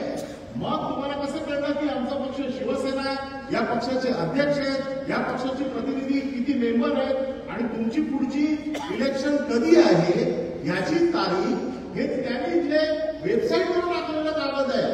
हा कागद हा अधिकृत कागद आहे, हा कुठलाही खोटा कागद नाही. हा कागद कोणीही तपासू शकतं आणि ह्या कागदाच्या आधारावरती त्यांनी दिलेला निकाल चुकीचा कसा आहे हे सिद्ध करणारा हा कागद आहे. या व्यतिरिक्त हा कागद अधिकृत त्यांनी प्रसिद्ध केलेला आहे.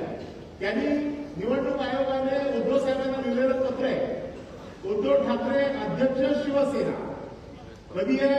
5 जुलै 2016. याचा अर्थ काय की तुम्हाला माहिती आहे की आमचे अध्यक्ष कोण आहेत? निवडणूक स्थानिक स्वराज्य संस्थांतील आगामी निवडणुका संदर्भात राजकीय पक्षांच्या बैठकीसाठी, म्हणजे आपल्याला राजकीय पक्ष म्हणून बोलवत आहेत, त्याचे अध्यक्ष कोण आहेत त्यांना माहिती आहे. आणि आमच्याकडे काहीच नाही.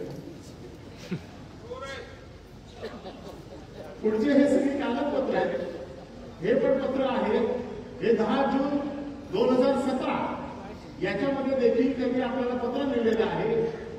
आणि त्या पत्रामध्ये जे काही पार्लमेंटरी स्टँडिंग कमिटीचे जे काही निर्णय होते किंवा त्याच्या संदर्भातले होते, इथे खाली उद्धव साहेबांचं नाव आहे, उद्धव बाळासाहेब ठाकरे, प्रेसिडेंट शिवसेना, शिवसेना भवन, गडकरी चौक, दादर.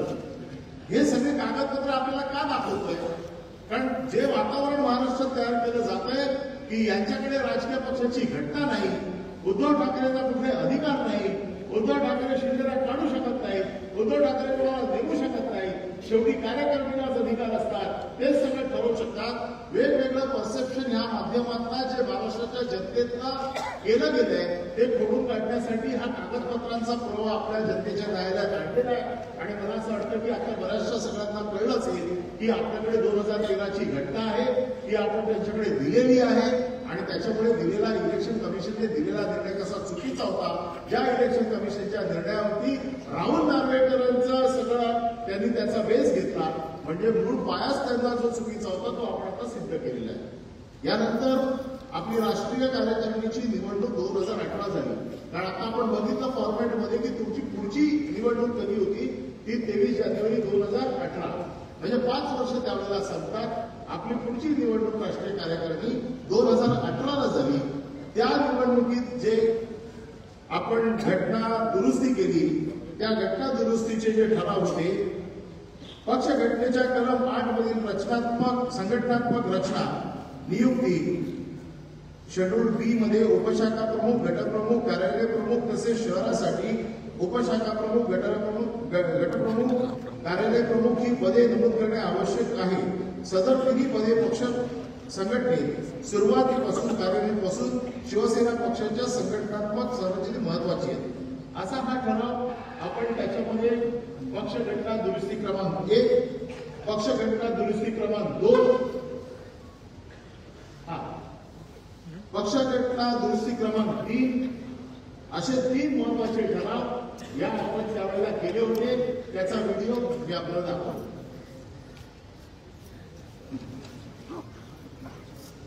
आदरणीय शिवसेना माननीय उद्धवजी ठाकरे, युवासेना प्रमुख आदित्यजी ठाकरे, शिवसेनेचे सर्व आदरणीय नेते, उपनेते, उपस्थित प्रतिनिधी सभेस उपस्थित असलेले सर्व प्रतिनिधी सभेचे सदस्य, विशेष निमंत्रित शिवसैनिक बंधू भगिनी,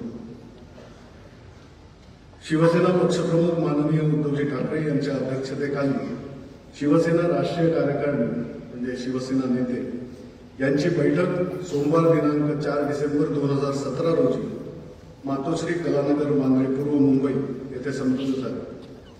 बैठकीमध्ये खालील विषयांवर चर्चा होऊन सर्वानुमते निर्णय घेण्यात आले व 3 संघटनात्मक ठराव पारित करण्यात आले. सदर राष्ट्रीय कार्यकारिणी बैठकीचे इतिवृत्त पुढीलप्रमाणे. भारत निवडणूक आयोगाच्या निर्देशानुसार पक्षांतर्गत निवडणुका मंगळवार दिनांक 23 जानेवारी 2018 माननीय शिवसेना प्रमुख श्रीमान बाळासाहेब ठाकरे यांच्या जन्मदिनी NSCI वल्लभभाई पटेल क्रीडा संकुल, वर्ली, मुंबई येथे घेण्याचे सर्वानुमते ठरले. शिवसेना पक्षांतर्गत निवडणुका पार पाडण्यासाठी मुख्य निवडणूक अधिकारी म्हणून अॅडव्होकेट बाळकृष्ण जोशी यांच्या नावावर राष्ट्रीय कार्यकारिणीतील शिवसेना नेत्यांचे एकमत होऊन अॅडव्होकेट बाळकृष्ण जोशी यांचे नाव मुख्य निवडणूक अधिकारी म्हणून निश्चित झाले. प्रस्ताव. शिवसेना राष्ट्रीय कार्यकारिणीमध्ये युवा सेना प्रमुख श्री आदित्यजी ठाकरे यांचा समावेश व्हावा असा प्रस्ताव शिवसेना नेते माननीय श्री रामदास कदम यांनी मांडला व त्यास शिवसेना नेते माननीय श्री गजानन कीर्तीकर यांनी अनुमोदन दिले. सदर प्रस्ताव राष्ट्रीय कार्यकारिणीने एकमताने मंजूर केला. यानंतर संघटनात्मक ठराव क्रमांक 1, क्रमांक 2 आणि क्रमांक 3 यांचं वाचन. संघटनात्मक ठराव हे पक्ष घटनेतील दुरुस्तीचे ठराव असतील. या क्रमाप्रमाणे या राष्ट्रीय कार्यकारिणीच्या कार्यक्रमात सभेकडून त्याला मंजुरी मिळेल. या राष्ट्रीय कार्यकारिणीच्या बैठकीत शिवसेना पक्षप्रमुख माननीय उद्धवजी ठाकरे यांनी शिवसेना पक्षाचे प्रवक्ते सुद्धा घोषित केले. त्यांचंही वाचन शिवसेना पक्षप्रमुख आपल्या भाषणामध्ये त्याचा उल्लेख करतील आणि त्याचं वाचनही होईल. ॲडव्होकेट लीलाधर डाके यांनी राष्ट्रीय कार्यकारिणीच्या बैठकीस उपस्थित असलेल्या सर्व शिवसेना नेत्यांचे आभार मानले व बैठक संपल्याचे जाहीर केले. जय हिंद, जय महाराष्ट्र. या राष्ट्रीय कार्यकारिणीमध्ये निवडणूक घेतली गेली आणि त्याची प्रक्रिया बाळकृष्ण जोशी यांनी केली. त्याचा व्हिडिओ मी आपल्यासमोर पाहतो. आणि आता शिवसेनेचे राष्ट्रीय कार्यकारिणीला सुरुवात होते आहे. मुख्य निवडणूक अधिकारी ॲडव्होकेट बाळकृष्ण जोशी यांना विनंती करतो की त्यांनी व्यासपीठावर यावे आणि ही प्रक्रिया सुरू करावी. आपण स्वागत करूया ॲडव्होकेट बाळकृष्ण जोशी यांचं. निवडणूक आयोगाच्या निर्देशाप्रमाणे प्रत्येक राष्ट्रीय पक्षाला दर 5 वर्षांनी निवडणूक घेणे बंधनकारक आहे. त्याप्रमाणे शिवसेना पक्षाने माझी निवडणूक अधिकारी म्हणून नेमणूक केली. त्यानंतर मी निवडणुकीचा कार्यक्रम जाहीर केला आणि 15 डिसेंबर रोजी हा निवडणुकीचा कार्यक्रम आम्ही जाहीर केला. त्यानुसार 5 ते 10 जानेवारी हे नामांकन पत्र देण्यासाठी अर्ज मागवण्यात आले होते. त्याप्रमाणे या निवडणुकीमध्ये मी शिवसेना पक्षप्रमुख 1 जागा, शिवसेना नेते 13 जागा आणि शिवसेना उपनेते 21 जागा यासाठी निवडणूक जाहीर केली. माझ्याकडे जे अर्ज प्राप्त झालेले आहेत त्याचे मी इथे जाहीर करतो की शिवसेना पक्षप्रमुख म्हणून एकच पद आहे आणि त्या पदासाठी एकच अर्ज आलेले आहेत आणि त्यानुसार माननीय श्री उद्धव बाळासाहेब ठाकरे हे शिवसेना पक्षप्रमुख म्हणून निवडून आलेले आहेत असे मी जाहीर करतो.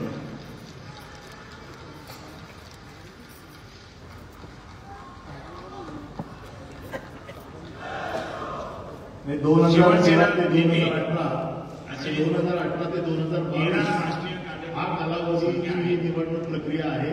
या संख्येच्या तुम्ही निवडणूक जाहीर केली त्यापैकी मला 9 अर्ज प्राप्त झाले आणि ते 9 जण निवडून आले असं मी जाहीर करतो. त्यांची नावे पुढील प्रमाणे आहेत. श्री आदित्य उद्धव ठाकरे,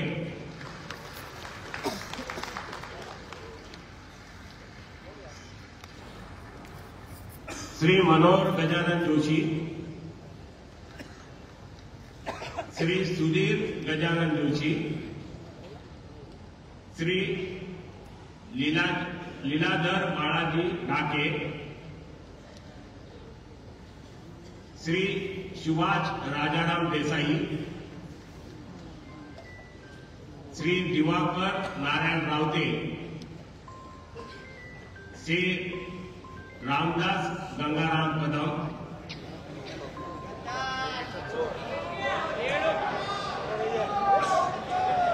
श्री संजय राजाराम राऊत आणि श्री गजानन चंद्रकांत कीर्तीकर हे 9 जण शिवसेना नेते या पदासाठी निवडून आले असे मी जाहीर करतो. त्यानंतर शिवसेनेच्या उपनेत्यासाठी 21 जागा आहेत. त्या 21 जागेसाठी मी निवडणूक जाहीर केली होती.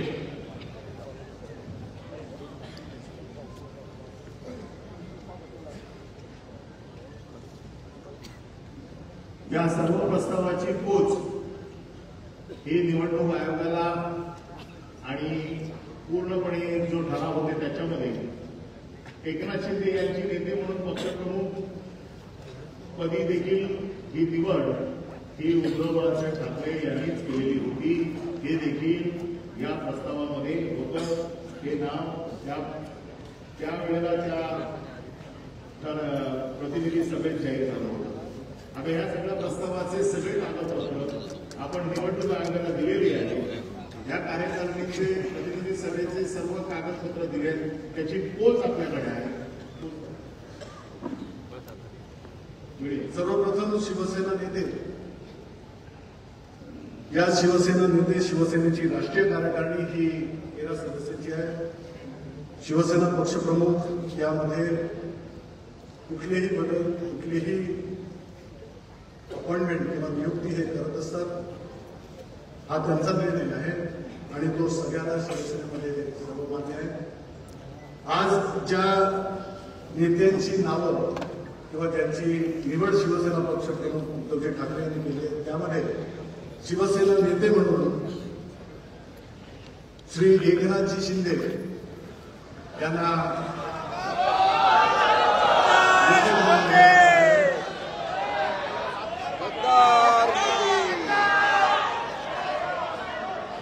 त्याचप्रमाणे शिवसेनेचे नेते म्हणून शिवसेना उपनेते चंद्रकांतजी खैरे यांचीही निवड शिवसेना नेतेपदी झालेली आहे.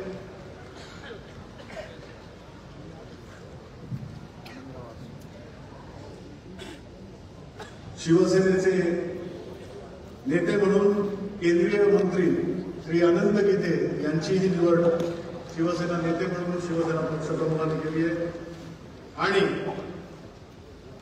शिवसेनेचे उपनेते खासदार आनंदराव अडसूळ यांचीही शिवसेना नेतेपदी निवड करण्यात आली आहे. शिवसेना पक्षप्रमुखांनी या 4 नेत्यांची नावं जाहीर केलेली आहेत. मी विनंती करीन त्यांनी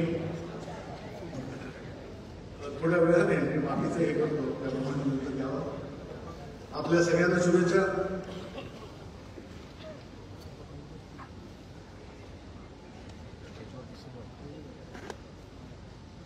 या चौघांनाही शुभेच्छा आणि पक्षप्रमुखांकडून स्वागत.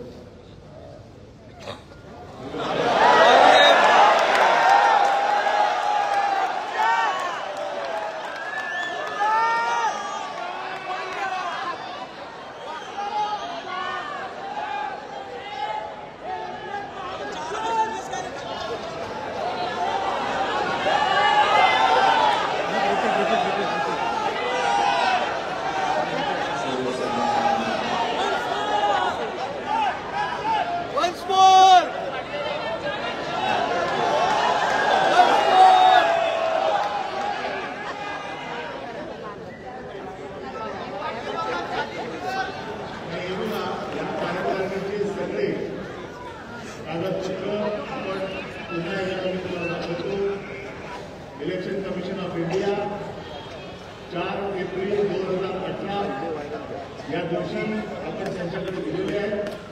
त्याच्यावरती त्यांची सही आहे आणि ही सगळी कागदपत्र या सगळ्या पुराव्यांसकट आपण निवडणूक आयोगाला दिलेली आहे. मला असं वाटतं त्यानंतर 2018 ते 2022 या काळामध्ये देखील कालावधीमध्ये देखील निवडणूक आयोगाने आपल्याशी पत्रव्यवहार केलेला आहे आणि हा सगळा पत्रव्यवहार हा उद्धवजींना केलेला आहे. उद्धवजी बाळासाहेब ठाकरे, प्रेसिडेंट शिवसेना, हे सगळी कागदपत्र ही निवडणूक आयोगाने आपल्याला दिलेली आहे. निवडणूक आयोगाने आपल्याला मान्य केलेलं आहे की शिवसेनेचे अध्यक्ष हे उद्धव बाळासाहेब ठाकरे हेच आहे. हे सगळं मान्य करण्याचं मूळ कारण आपण ज्या 2 घटना त्यांच्याकडे दिलेल्या होत्या त्या 2 घटनेच्या आधारावरती ही सगळी कागदपत्र आपल्याला त्यांनी दिलेली आहेत. आणि असं असताना देखील निवडणूक आयोगाने आमच्याकडे 1999च्या नंतर कुठलीही कागदपत्र तुमची आलेली नाही, आमच्याकडे घटना आलेली नाही आणि त्यामुळे निवडणुकीचा निर्णय हा आम्ही फक्त विधिमंडळ पक्ष कोण आहे हे बघून देतो अशा प्रकारचा निर्णय देतोय. मला असं वाटतं की सुप्रीम कोर्टात आता आपण हे सगळं घेऊन जातोय आणि मला पूर्ण खात्री आहे ही सगळी कागदपत्र बघितल्यानंतर शिवसेनेला नाव, चिन्ह, पक्ष आणि या अपात्र आमदारांची हकालपट्टी होणार म्हणजे होणार हा विश्वास जय हिंद, जय भारत.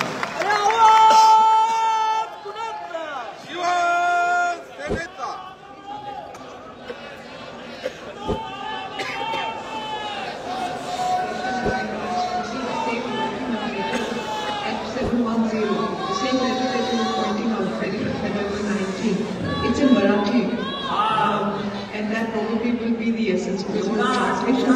पुरावा पाहिल्यावर Yes, I know the chief. It says, आणि सगळ्यात महत्वाचं म्हणजे सुप्रीम कोर्टात आपण जेव्हा सुनावणी चालली त्यावेळेला या देशाचे सर्वोच्च न्यायाधीश चंद्रचूड साहेबांनी काय म्हटलंय ते आपल्याला दाखवलं आणि मराठीत त्यांनी जे म्हटलंय माननीय उद्धवजी ठाकरे यांच्या उपस्थितीत संपन्न झाली महाराष्ट्र राज्य विधानसभा निवडणूक 2019 मध्ये निवडून आलेल्या सर्व नवनिर्वाचित आमदारांनी बैठकीची सुरुवातीलाच या बैठकीत होणाऱ्या निर्णयांचे सर्वस्वी अधिकार अध्यक्ष म्हणून अधिकारता प्रमुख श्री उद्धवजी ठाकरे यांना दिले. महाराष्ट्र राज्य विधिमंडळातील शिवसेना पक्षाच्या गटनेता म्हणून आमदार श्री एकनाथ संभाजी शिवते व विधानसभेतील मुख्य प्रतोद म्हणून आमदार श्री सुनील प्रभू यांची एकमताने निवड करण्यात आली. या दोन्ही निवडीचे 2 ठराव पुढीलप्रमाणे आहेत. So it says that all the decisions, the power to take all the decisions was entrusted to Mr. Uddhav Thackeray, and an election was then held at which so and so was nominated as a group leader and so was nominated as the chief. यापेक्षा काय पुरावे हवे आहेत? मी आता सर्वोच्च न्यायालयात अत्यंत जिद्दीनं ज्यांनी हा खटला लढवला ते कपिल सिब्बल, अभिषेक मनु सिंघवी, देवदत्त कामत यांच्या बरोबर ॲडव्होकेट रोहित शर्मा हे या ठिकाणी मी जरा विनंती करतो की त्यांनी आपली भूमिका मांडावी.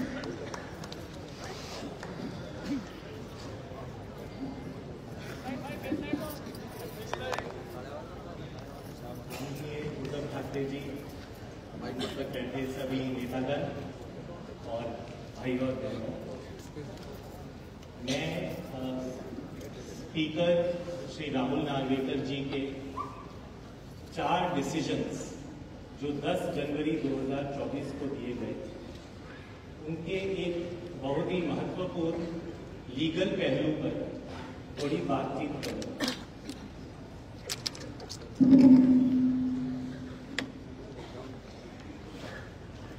श्री सुनील प्रभु जी ने माननीय सुप्रीम कोर्ट में स्पीकर साहब के 4 डिसीजंस के अगेंस्ट एक याचिका डाली है. स्पीकर के डिसीजंस में चारों डिसीजंस में एक कॉमन बुनियाद है और वो बुनियाद ये है कि क्योंकि श्री एकनाथ शिंदे जी के साथ शिवसेना विधिमंडल के मेजॉरिटी लेजिस्लेटर्स उनके समर्थन में थे.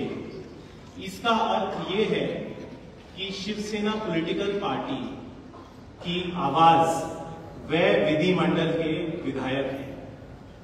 यह उनके डिसीजंस की एक कॉमन बुनियाद है और हमारा ये कहना है कि यह बुनियाद असंवैधानिक है. यह बुनियाद बिल्कुल लॉ के खिलाफ है. एक पॉलिटिकल पार्टी क्या है? एक पॉलिटिकल पार्टी की स्थापना समाज में होती है, लोगों में होती है और उस पॉलिटिकल पार्टी की विचारधारा उसके कार्यकर्ता लोगों तक पहुंचाते हैं.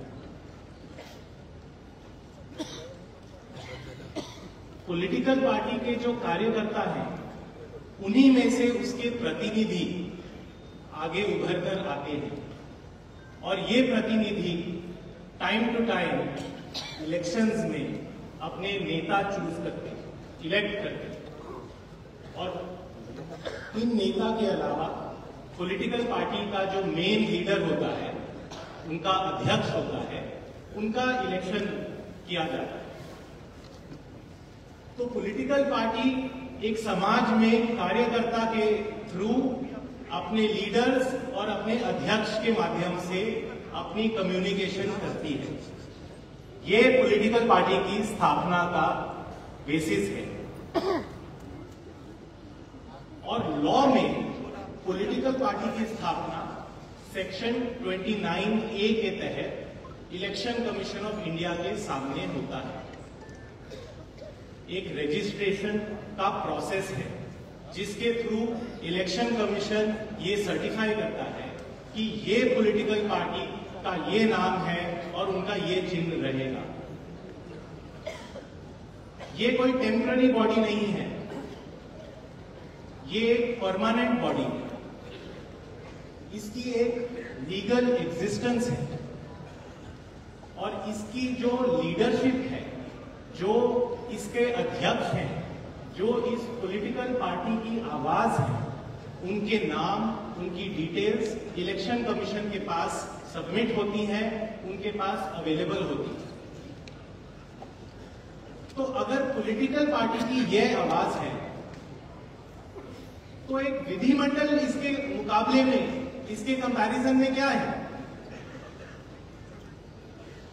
इलेक्शन से पहले विधिमंडल तो नहीं होगा क्योंकि लेजिस्लेटर्स नहीं है, लेकिन पॉलिटिकल पार्टी तो है। पॉलिटिकल पार्टी के कागजात इलेक्शन कमीशन के पास है और इलेक्शन कमीशन को कौन बताता है कि ये व्यक्ति इस पॉलिटिकल पार्टी के लिए उनके बिहाफ पर ये इलेक्शन लड़ेगा। इलेक्शन कमीशन किसकी बात सुनता है जब कहता है कि ये व्यक्ति इस कॉन्स्टिट्यूएंसी से इलेक्शन लड़ेगा इस पॉलिटिकल पार्टी की टिकट पर? पॉलिटिकल पार्टी की लीडरशिप बताता है, जिनको इलेक्शन कमीशन रिकॉग्नाइज करता है। कोई भी व्यक्ति जाकर इलेक्शन कमीशन को नहीं बता सकता कि ये व्यक्ति शिवसेना का कैंडिडेट है, सिर्फ पॉलिटिकल पार्टी की लीडरशिप बता सकती है। और उस वक्त कोई विधिमंडल नहीं होता। इलेक्शन के बाद जितने भी व्यक्ति सक्सेसफुल होते हैं, विधायक बनते हैं, उनके ग्रुप को संविधान के 10th शेड्यूल में विधिमंडल कहा जाता है। ये एक टेम्पररी बॉडी है, ये परमानेंट नहीं है। इसकी लाइफ उतनी ही है जितना उस हाउस की टर्म है। तो अब स्पीकर साहब के डिसीजन में यह लिखा है कि अगर इस विधिमंडल के मेजॉरिटी लोग एक व्यक्ति का समर्थन करते हैं तो वो पॉलिटिकल पार्टी की आवाज है। ये कैसे हो सकता है? पॉलिटिकल पार्टी की आवाज पॉलिटिकल पार्टी की लीडरशिप है और जो विधिमंडल है उसकी स्थापना भी पॉलिटिकल पार्टी की लीडरशिप ने की। तो कॉन्स्टिट्यूशन में पॉलिटिकल पार्टी का जिक्र सबसे पहली बार 1985 में 10वें शेड्यूल में किया गया। उसका एक उद्देश्य था, उसका उद्देश्य यह था कि जब एक विधायक पॉलिटिकल पार्टी के कार्यकर्ता की मेहनत से, पॉलिटिकल पार्टी की लीडरशिप की ब्लेसिंग्स से, उनकी गुडविल से इलेक्शन जीतता है तो उसकी ड्यूटी बनती है कि वो पॉलिटिकल पार्टी की पॉलिसी, उनकी डायरेक्शंस और उनके जो भी निर्णय हैं उनका पालन करें। ये कॉन्स्टिट्यूशन का 10वां शेड्यूल एक मैंडेट देता है कि लेजिस्लेटर की ये ड्यूटी है और अगर वो ये ड्यूटी का पालन नहीं करता, इस ड्यूटी का उल्लंघन करता है तो संविधान का 10वां शेड्यूल बोलता है कि वो हाउस में रहने लायक नहीं है, उसका डिस्क्वालिफिकेशन होना चाहिए।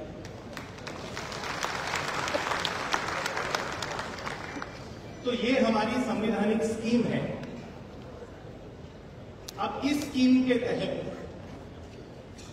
जब स्पीकर साहब के सामने ये प्रश्न उठा कि क्या ये मेजॉरिटी लेजिस्लेटर शिवसेना की आवाज है, तो स्पीकर साहब ने शिवसेना के लीडरशिप स्ट्रक्चर को जो इलेक्शन कमीशन के पास रजिस्टर्ड है उसको नजरअंदाज कर दिया और ये कहा कि क्योंकि लेजिस्लेटर्स की मेजॉरिटी एक तरफ बोल रही है, वही पॉलिटिकल पार्टी की आवाज है। ये बिल्कुल ही 10वें शेड्यूल के खिलाफ है। इसके 3 पहलू संविधान के मुताबिक परखने पड़ेंगे। सबसे पहले 10th शेड्यूल का उद्देश्य क्या है? उसका उद्देश्य ये है कि आया राम गया राम को बंद करो।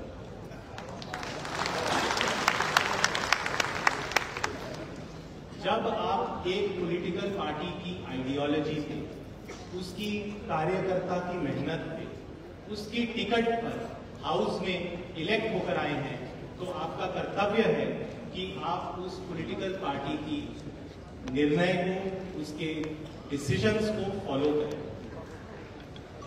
आपका कोई हक नहीं है कि आप किसी और पार्टी के साथ जाकर एक अलायंस बनाएं। तो अगर 10th शेड्यूल का ये उद्देश्य है, तो स्पीकर साहब जो 10th शेड्यूल के ही तहत ये डिसीजन दे रहे हैं, वो कैसे कह सकते हैं कि विधिमंडल में मेजॉरिटी लेजिस्लेटर्स पॉलिटिकल पार्टी कहलाएंगे? इसका मतलब विधिमंडल और पॉलिटिकल पार्टी में कोई अंतर नहीं, और ये बात भी संविधान के खिलाफ है। माननीय सर्वोच्च न्यायालय ने सुभाष देसाई जी की जजमेंट में क्लियरली कहा है कि विधिमंडल और पॉलिटिकल पार्टी अलग चीज है। पॉलिटिकल पार्टी वो परमानेंट बॉडी है जो सेक्शन 29A के अंदर इलेक्शन कमीशन के पास रजिस्टर्ड है। उसकी आवाज उसके कार्यकर्ता हैं, उसके प्रतिनिधि हैं और उसका लीडरशिप है, उसके अध्यक्ष हैं। उसकी आवाज उसके विधिमंडल नहीं है। जो विधिमंडल है उनका काम है कि पॉलिटिकल पार्टी की आवाज हाउस के अंदर, हाउस के पर्पस के लिए कन्वे करें। पॉलिटिकल पार्टी के खिलाफ जाने का कोई अधिकार नहीं है।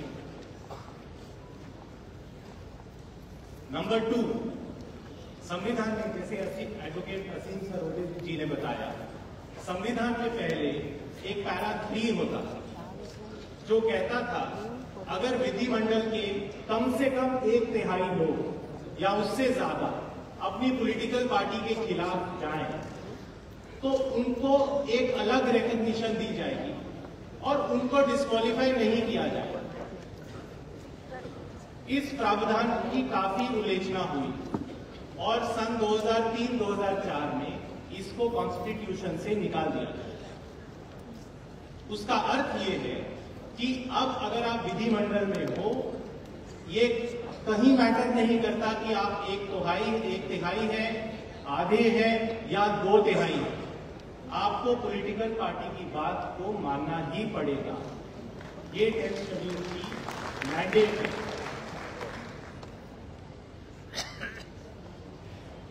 तीसरी बात, अगर आप 10th शेड्यूल के सारे उद्देश्य के खिलाफ जाकर एक पॉलिटिकल अलायंस करते हैं, तो स्पीकर की ये ड्यूटी बनती है कि जो 10th शेड्यूल के अंदर अपना डिसीजन दे रहे हैं कि वो 10th शेड्यूल को अपहोल्ड करें। उसकी जो वैल्यूज हैं, उसकी जो मोरालिटी है, कॉन्स्टिट्यूशनल मोरालिटी, उसको अपहोल्ड करें। अगर आप विधिमंडल को ही पॉलिटिकल पार्टी मान लेंगे, तो आपने वो संवैधानिक वैल्यूज को नाकार कर दिया।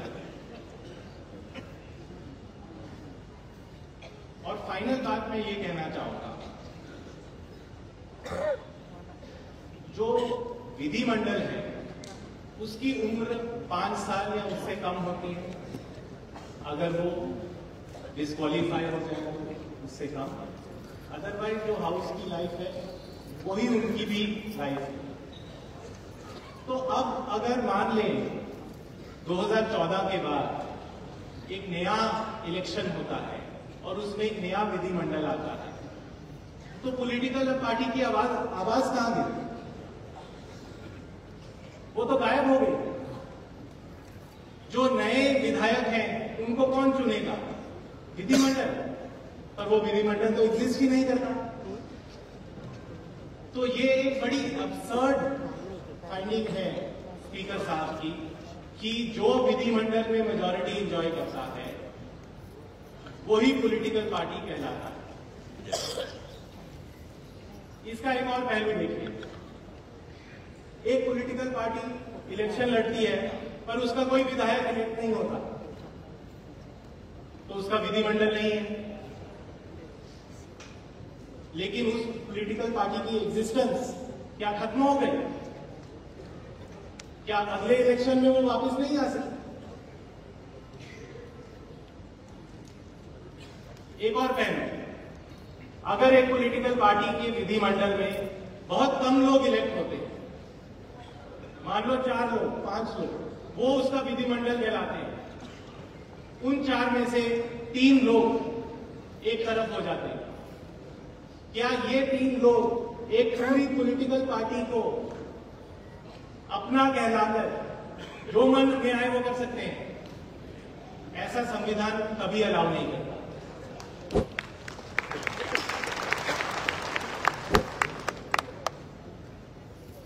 तो ये सारी बातें हमने अपनी याचिका में माननीय सर्वोच्च न्यायालय के सामने रखी हैं और हमें पूरा विश्वास है कि माननीय सर्वोच्च न्यायालय 10th शेड्यूल को अपहोल्ड करेंगे और सुनील प्रभु द्वारा जी द्वारा फाइल की गई डिस्क्वालिफिकेशन पिटिशंस को अलाउ करेंगे।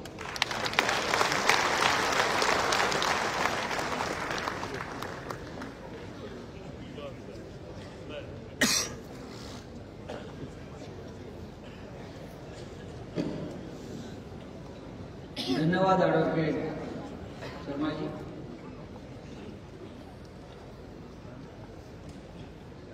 विधानसभा अध्यक्षापासून ते सुप्रीम कोर्टापर्यंत आपण पुरावे दिले,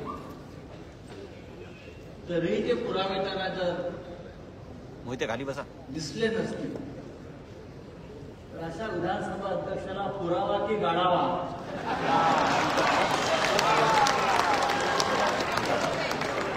आणि त्या इथे बसलेल्या सगळ्या शेकडो न्यायमूर्तींनी घ्यायच्या।